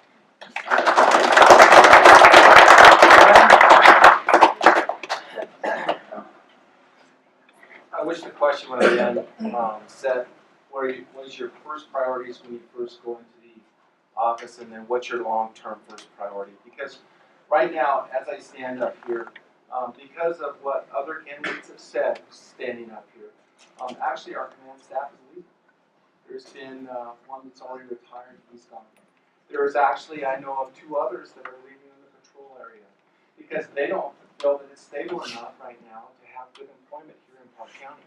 That's real wrong. I do believe, though, that we can change that. We need to change that. So a first priority of a sheriff that comes into this department is going to have to actually be on the street. They're going to have to make sure that your safety is there because I don't know if we're going to have the manpower. We had 3 academies just graduated. Red Rocks, Arapahoe, and Colorado Springs. And with those academies, not one person applied for Park County. So we have to make sure that we have a message sent out, whoever the sheriff is, whoever that person is going to be, that we go out and recruit, and that we bring in good people, and they know that this department is stable. I know there's an individual in this audience here that's a great recruiter, that does a great job, that would do a super job on recruiting and bringing in people so that we are able to serve you. The other part of this, too, with the evidence aspect of it, whoever the sheriff may be, an idea that I had when I became a commissioner was that I looked at the sheriff's office, and I made sure that we had an evidence tent. We went and we made sure that there was a body put in that position so that when you come in, and whoever the sheriff will, and they do that audit, it's set up right. So I saw that right away with the sheriff's office, and that we needed to do that aspect of it. Now, the long-term planning that we need to do is, how are we going to pay our deputies? We still have to get back to that aspect of it. And I know you're getting tired of me saying, well, we need to have a 1%. 1 penny of a sales tax that will go to our deputies so that we're going to recruit and we're going to retain and we're going to be able to have good deputies here for Park County to serve. Thank you.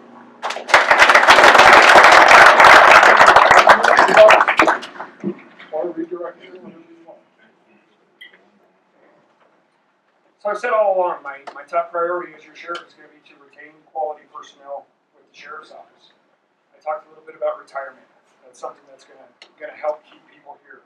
Opportunities within the sheriff's office.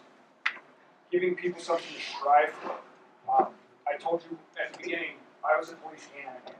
That is one of the coolest jobs that you can do as a cop. I don't know that I'll ever have any position that is as much fun and as rewarding as that. Maybe a school resource officer, that was close.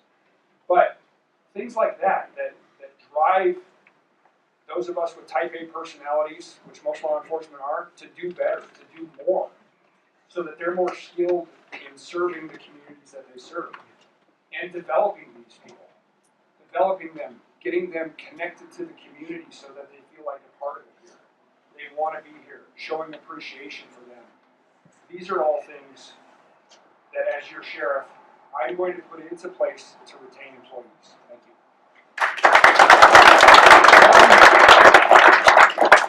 The sheriff takes office on, I think it's the second Tuesday of January. I am not going to be evaluating employees after that day because this sheriff's election is a little different from a lot of them. In June 26th, this sheriff's election most likely will be over and done with. So there's going to be a time from June 26th to the second Tuesday of January that I'm going to have the time to evaluate every employee in the sheriff's office. I'm not going to sit back for 6 months and do nothing once I become sheriff in June. I'm going to be going out, and I believe that the sheriff, the sitting sheriff, Fred, will allow the new sheriff to come in and become part of that department. And then when you become part of that department, then at that time you'll get out, you'll ride with the deputies, you'll meet with investigators, you'll meet with the office staff, you'll go down and spend time at the jail, and you'll get to know your employees. So come the second Tuesday of January, when you swear everybody in, you know who your employees are. And And that's what I'm gonna do for that time between the elections and taking office. Thank you.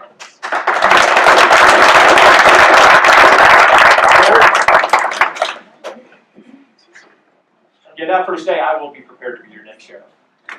I would already met with the deputies. I'm doing that as we speak. Talking to them, getting their feedback. It's very important, again, to know what's going on here. Everybody's talking about pay raise. Jefferson County deputies making $54,000. Our deputies are not going to get a $20,000 pay raise. Money's very important. We do need more money. Tax increase. We're going to pay that tax increase. These people coming up from Denver have already shopped at Walmart. They've got everything they need. They're not going to stop at our Walmart and spend $1 million, $1,000. They're not going to do it. They're going to stop there, buy a bag of ice. That tax increase, again, not totally against it, but I think we need to work with what we have first. Work with our budget. A lot of reallocation to be done in the budget. Again, we need to talk to our deputies. Again, they're the ones that knows what's going on. We need to get out there and recruit. How many of these guys went down to recruit at the academy? When I taught at State Patrol Academy, I taught the Red Rocks, the Ames, Denver Business College.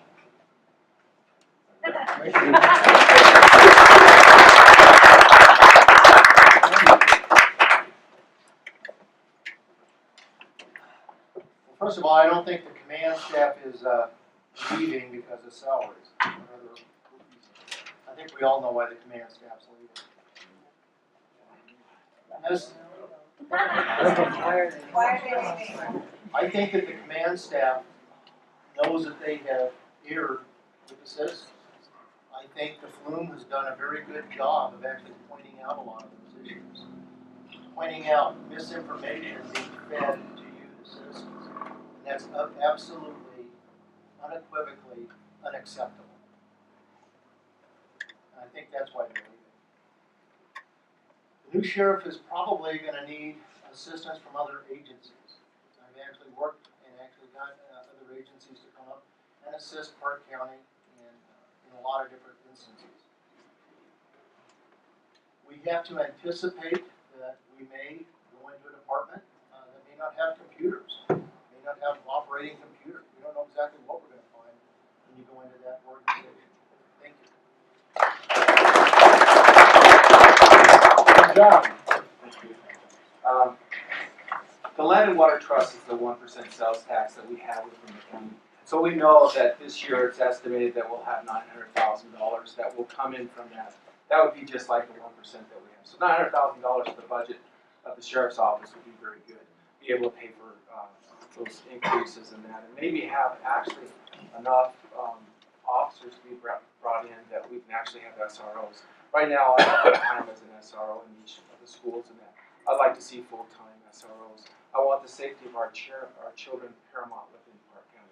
And as we recruit, we need to be able to come in and recruit with the ability to hire and retain good deputies so that we can have them here in Park County. We have to have a plan. We have to have that long-term plan. I don't know why the other candidates are arguing with me about bringing in some more money to their department if they take it over their office, because that will help them out in the long run. They will have a better department. And yes, we do have computers.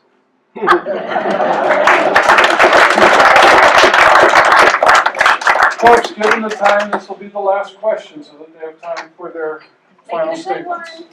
No pressure, right? Drum roll.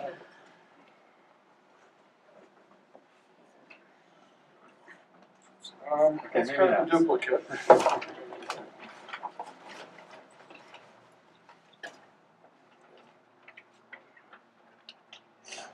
Okay.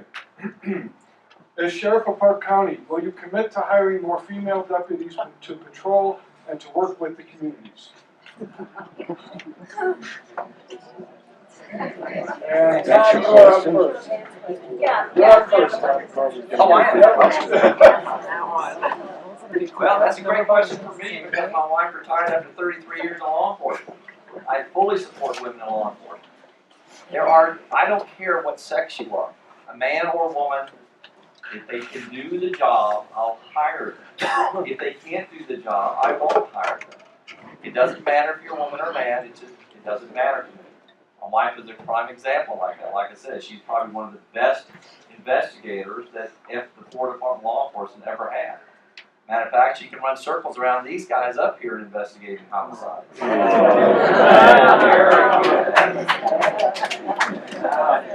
women have a very good place in law enforcement. They do a great job. I've worked with some females that were 90 pounds that they could just convince a man 300 pounds to come with them in a heartbeat and turn around and put the handcuffs on them. But they also knew their limitations. And if it was going to be a fight, she would back in the way and she'd say, Tom, get him. And then the fight's on. So I'm very much for women in law enforcement. I have no issues with that whatsoever. They will not get treated any differently. There's nobody special. You're either man or woman. If you can't do the job, then I'm not going to hire you. It's very simple. That's what I believe in firmly. And like I said, I've worked with a lot of women in law enforcement. And I've worked with some very good women that know exactly what they're doing, very professional, do a great job. I worked with one that she would write her reports that were just outstanding reports. She wrote a report one time about a fight in a house and how the toothpaste was up against the wall of the bathroom. And she put on there about the toothpaste on the wall of the bathroom. Well, I'm going to find out we caught the rapist because it was a rape case. We caught the rapist, and on the back of his jacket, what did we find? Toothpaste. So, oh, I'm sorry, thank you.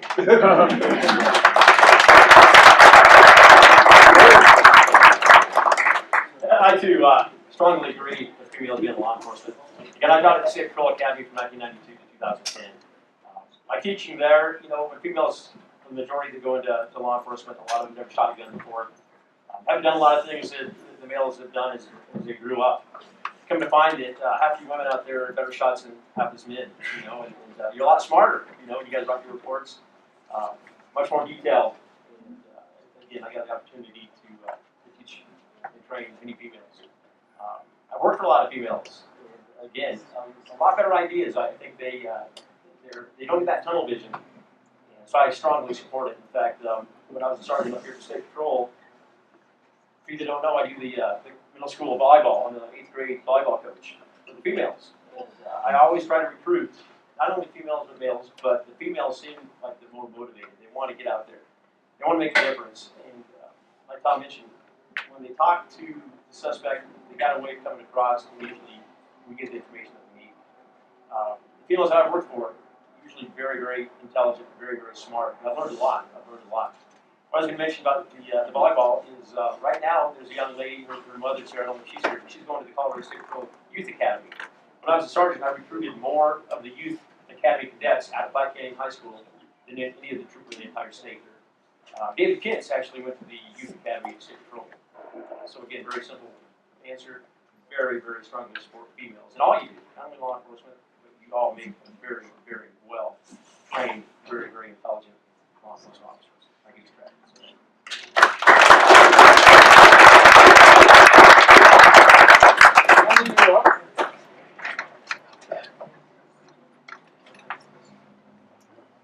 Well, part of establishing policy and procedure in the sheriff's office is to establish fair and equitable hiring and promoting practices. So we'll be reevaluating those and making sure that they are fair, that they are equitable for everyone.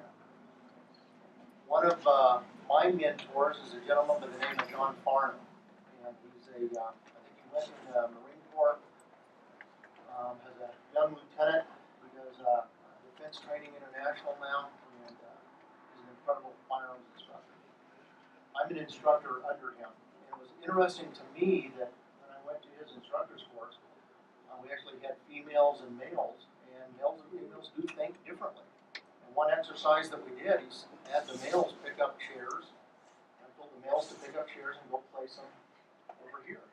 And we had no discussion.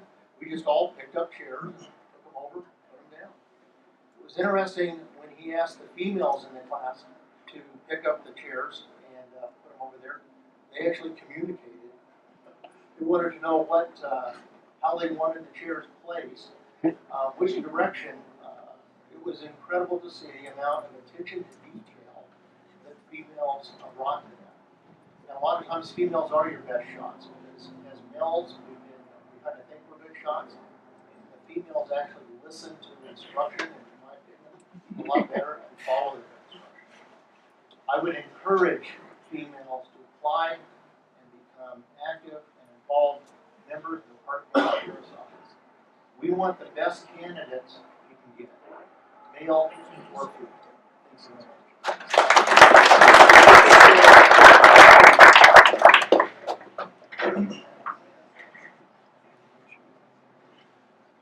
I have the greatest hair here. And that's the reason I look like that.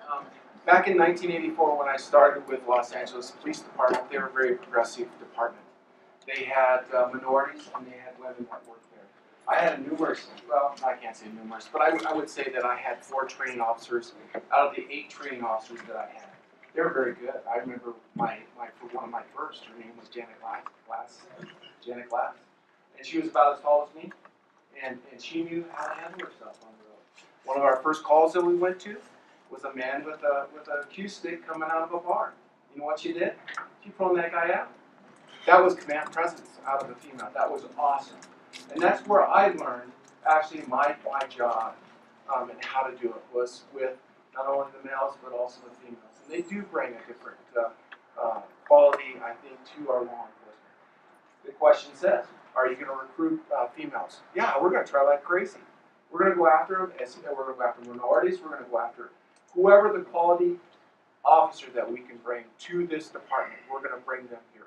And yes, we do definitely need to have women within our department. And we need to make sure that they actually go up in our department, in our actually our leadership. We have Jen Flume, who is a citizen or who is a Park County citizen that grew up in Park County, that actually has lived here all her life, and now she's a sergeant. She's my supervisor. And doggone it, she does a great job. She does a great job for Park County, and she is committed to Park County. That's the type of person you want here that does the job. So yes, I do wholeheartedly believe that females, they have a place in law enforcement.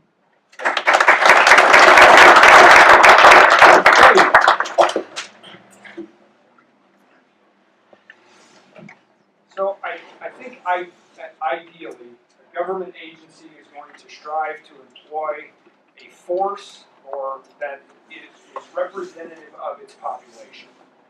So looking at Park County, I don't know the exact numbers. I would imagine that it's about 50-50, male and female. Maybe not quite, but probably pretty close to that. So in law enforcement, we don't have that. Typically, this is a very male-dominated profession. And, there's lots of different theories on what the reason for that is. But I also think that we're slowly seeing that change over time, which is good. We need a police force that is representative of the people that it serves. So the question being, will I commit to seeking out female officers? I think that the honest answer for me the most honest answer that I can give you is, as your sheriff, I'm going to seek the best people, period. And I don't think that it necessarily matters, however you want to look at what their differences are, whether it's their gender, whether it's, their ethnicity. It doesn't matter, because I want you people to have the best possible law enforcement officers that you can. So if there's females and minorities available to hire and they're qualified, they're going to do the best job for you folks that they can, then definitely, as your sheriff, I'm going to be hiring those people. But again, it's going to be about hiring the best people. And when you look at the gender, like I said earlier, it's difficult in law enforcement, because most of the applicants that you're going to have, most of the people that you're going to have the opportunity to recruit are going to be male, because this is a male-dominated profession. I think we're seeing that change. It's going to continue to change, and I think that you're going to see more than the 2 female deputies that we have on patrol right now. Thank you. Gentlemen, I don't believe that we need to rebuttal this, so let's move on to closing statements, and Tom, you're up first.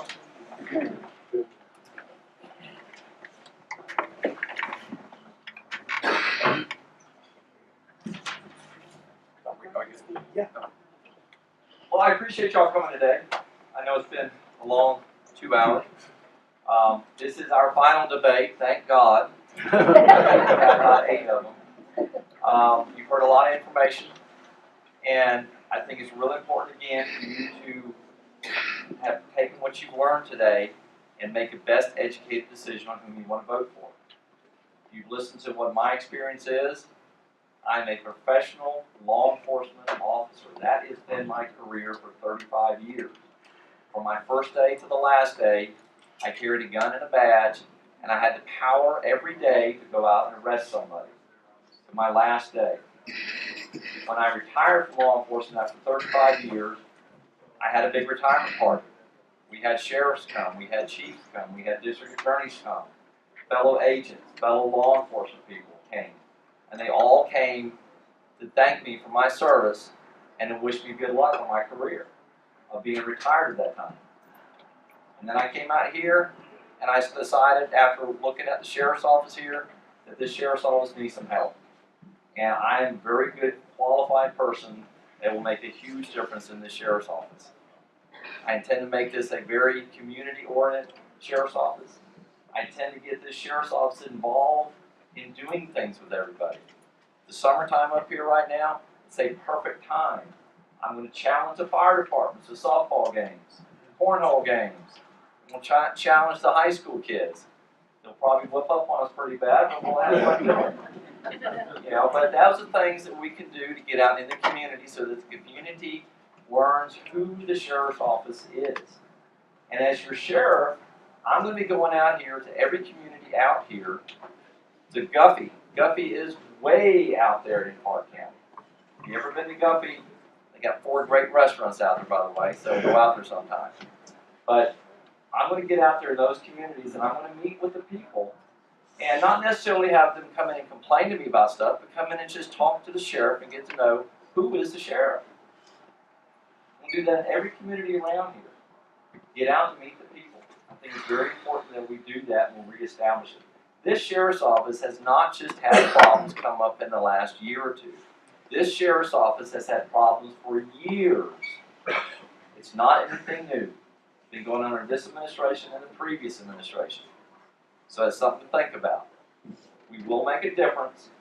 I will make a difference. I will make sure that the people understand that the sheriff's office is here to work for you. When you call a deputy to come out to your house for anything, they will do a good job, they will be respectful, and you will have had a good experience with the sheriff's office. My name is Tom McGraw.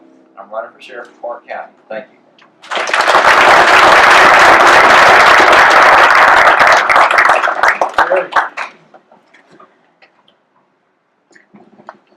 Again, thank you, all of you. Thank you to the Flume for putting this on for us again. Yes, the last debate.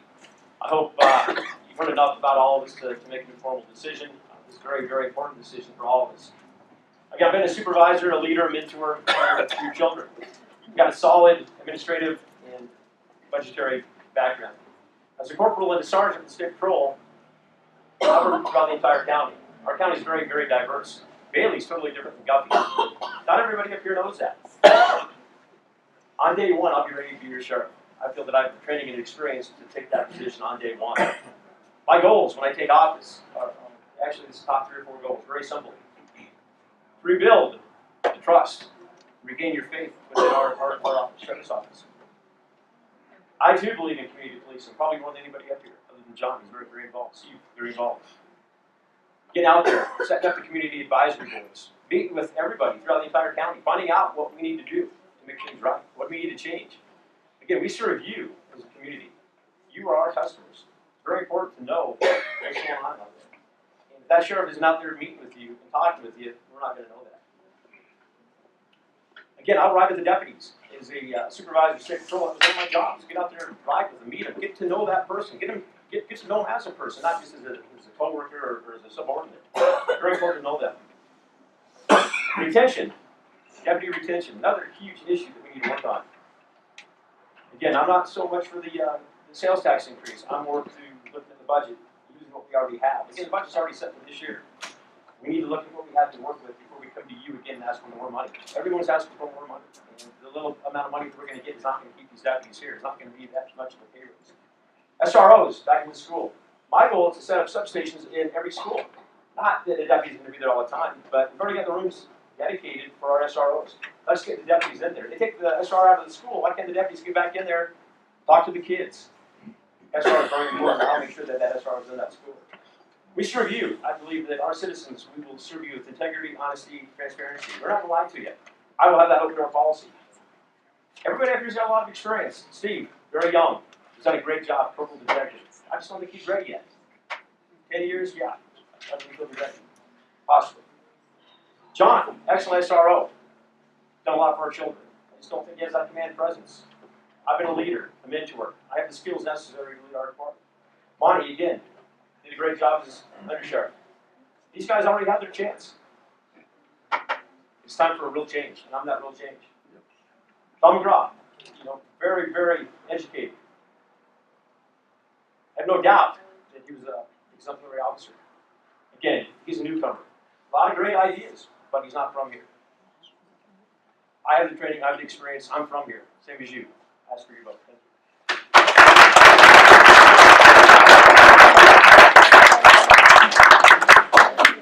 On to.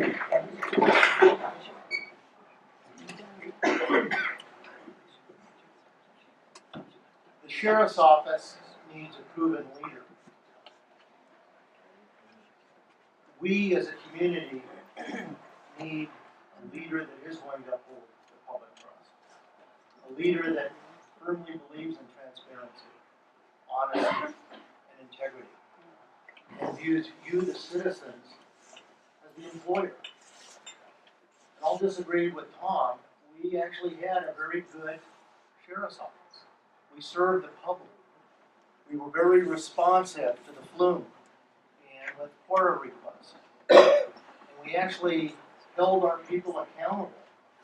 If we had a deputy that did something wrong, we disciplined that deputy. We took care of it in the proper way. If we had a quarter request from a citizen, from our local paper, we answered that quarter request. Because our local newspaper is working for you, the citizens, as well. And we reported accurate, truthful information. I've been here for 30 years. I've been your neighbor. And like John, I've been there when you needed it. In 1994, we had a survivalist named Patrick Brookhart. I was a young lieutenant in Summit County, but I lived in Park County. I brought our team over and helped look for Mr. Brookhart. 1994. Yeah, I think it was Sheriff Bob Harrison was the one who assisted at that time. 1998, Park County had another issue. Thomas Lee shot the former mayor, firebombed the town hall, took a front end loader and ravaged Alma. You guys remember that? Several of you? I brought the Summit County SWAT team over for that operation. Of all the leaders here, I'm one of the most reasonable. Before I send people into any kind of an operation, I think it, I rethink it, and I look for to make it as safe as possible. With Thomas Lee's, the cold weather actually took effect. We were able to, he got hypothermic and couldn't move, and we were able to make an arrest. I've worked in Park County on wildfire, snowstorms, search and rescue operations. September the 26th, September the 27th, 2006, I was there in Flat Canyon. We followed police protocol on that operation, and it worked. We got 4 hostages out. When it was necessary to breach, we did. We still lost one of our kids, but it was the right decision, and you people know that. I've been there on Borough Days, Bailey Days, Festival in the Clouds, Partner Days. I've been to many of your HOAs. It's not anything new to me. I'm Monty Gore, and I'm running to be your sheriff.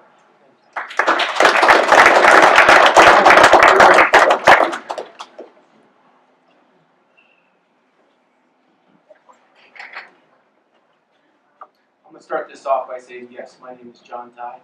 I'm running for Park County Sheriff. And it's a privilege, actually. I've been here for 22 years with my family, 19 years with the Sheriff's Office, a lot of time in the schools, and I've got to work with all your children. I got to write the letter to get the young lady into the State Patrol Youth Academy. That's a great thing. I've been here in those tough times. I've been here when it's been good times. And I know that I'm a leader. I have command presence. I know that for a fact. I've worked many a year, 33 years in law enforcement. I've never had to really shoot anybody. I'm certainly glad and thank God for that. I've been in numerous fights and that. So I've been there. I've been with it. I just want you to know that I do have the experience to take this job. I have the elected position as commissioner, administrator. I also have other departments that I've worked for. Los Angeles Police Department, 3 years, probably be 15 years on the State Patrol as an experience. I also worked for the city of Bellevue. I worked as a special detective. I have those qualifications. I can stand there and I can get the job done. That's what you want with the sheriff's office. You want someone that can stand up and do that. I have that community commitment. I've coached here for 17 years. I've got to coach football, basketball, ladies basketball, so I've done all those things within the school. Now I'm going to put myself down a little bit because I think this is kind of endearing. I was once called Mr. Rogers with a badge. That's good. I like Mr. Rogers. When he went in front of that Senate to get his money for that public broadcast system and actually helped our kids out, that's an awesome thing. And he was a very smart man. So that's very endearing. So, you guys are looking at me like, oh, Mr. Rogers with a badge. Okay, I believe I am the change for the sheriff's office. I've never had the chance to get into that command staff and work there and do the job that needs to be done there and change what we want for Park County. I was never there. I have the integrity, the honesty, transparency. Why did they ask me down at the school? Because I get the job done. I protect your children. We need to still do that. We need to protect our children in the schools. We need to make sure that we find the monies for that and be able to do that for our children in that. I want to thank you all for being here today. I know it's a long day. You guys are awesome. And our citizens are what's going to change Park County. And it's going to change, I think, Park County Sheriff's Office. If we can find the funding for our deputies, in which we really have to do, if you want those deputies that are going to be respectful to you and stay here, like Jen Booth that I mentioned, and myself, and Steve, and all the others that have stayed here through the years. Thank you.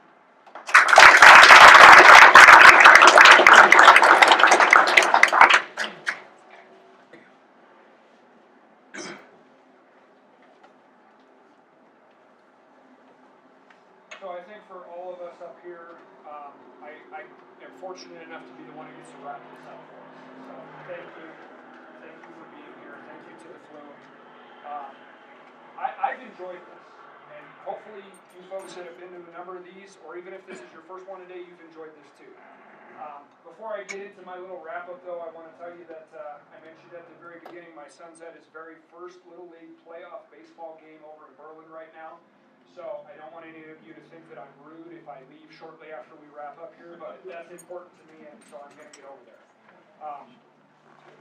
But you've heard us all talk up here today, and hopefully you feel comfortable that you know us all a little bit.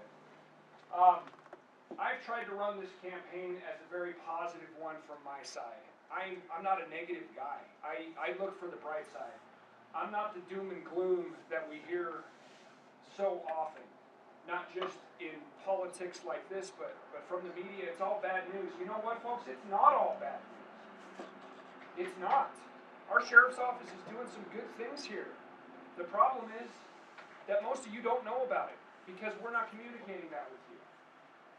That's going to change with me as your sheriff. You're going to know the good things that these hard-working deputies are doing every day to protect you, to protect your property, to protect this county. I've been criticized a lot because of my age, and I talked about being the youngest candidate up here, and you know what? I'm proud of that. And if you think that I'm going to back down because I'm young, you are absolutely wrong. I am very stubborn, I am very strong, and I can do this job, and I can do it well. I just need your support, and I need you to believe in me and support me. I have the energy, I have the enthusiasm, I have the love for this profession to make this office the progressive, top-notch law enforcement agency that you deserve, that it can be. And again, I just need your support. This is an elected position. You folks have the say, as my fellow voters of Park County, on who you want to be your sheriff. I think you should vote for me. You should vote for my energy, you should vote for my positivity, you should vote for me because the one thing that I can say that none of the other candidates can is that I have the backing of my fellow deputies. And to me, that means more than anything. I know them. I know their names, I know their families, I know their kids. I don't need to spend all that time when I take office getting to know the people of the sheriff's office because I already do. And I already know a lot of you as well. So, I'm about out of time. I'm Steve Spodiak. Please support me as your candidate for Park County Sheriff. Thank you.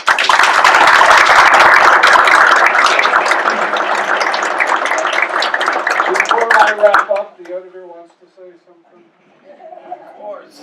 No, I'd like to thank first of all, Bill Bruner here, who's our staff.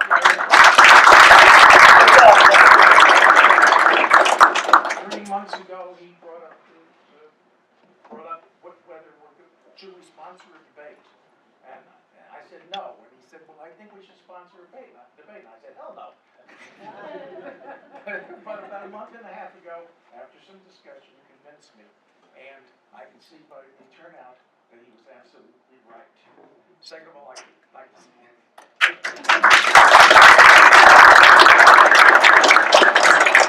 I'd like to thank the fire district here for letting us use their room today, because Flume has no money to put anything. And we did this with spending not a penny. So we didn't take any of your subscription money or anything. Just we're gonna have a party later. No. Third, I'd like to thank obviously the candidates that showed up. The most important, and then I have one short thing I say, is you folks out there. We live in a representative democracy. These people that would like to represent you, it's up to you to do it. So remember, you want somebody in there, you get out and vote for them, okay? Now, the last thing I'd like to say is to the candidates, the Flume is not your enemy. We are your voice to the rest of the county that can't get to these debates, or don't have a good internet connection, or who are older and they're used to reading a hard copy newspaper. We are not your enemy. Steve was talking about how he wants you out there to know what the department's doing good. I want to know when the department's doing something good. I used to get that kind of information from the department. I got my ear on this department just about 18 hours a day, okay? They have to go over to the encrypted channel a lot just because they know I'm listening. And if you read the paper, you've seen what some of my listening has accomplished. I want the communication channel open. I had to argue a month ago over the damn police blotter, something we've been publishing for decades. Yeah. But they started to make it hard for me to get the police blotter. Come on, folks. So you guys, I want to talk about when you do good, and if something goes wrong, well, you don't have to tell me because I'll find out. So thank you all for coming out here today. Thanks to candidates. Thank you, Bill. I want to all give yourself a big hand. You guys did a great job as an audience. I want you to remember that these guys need your vote. Ballots will be in the mail next week. So you've got time to think. Look at their websites, look at their Facebook pages. There's a lot of information there. If they didn't cover it today, it's there. If you need me for anything, reporter at the Flume. I can cover a story that you need to know about. Give me a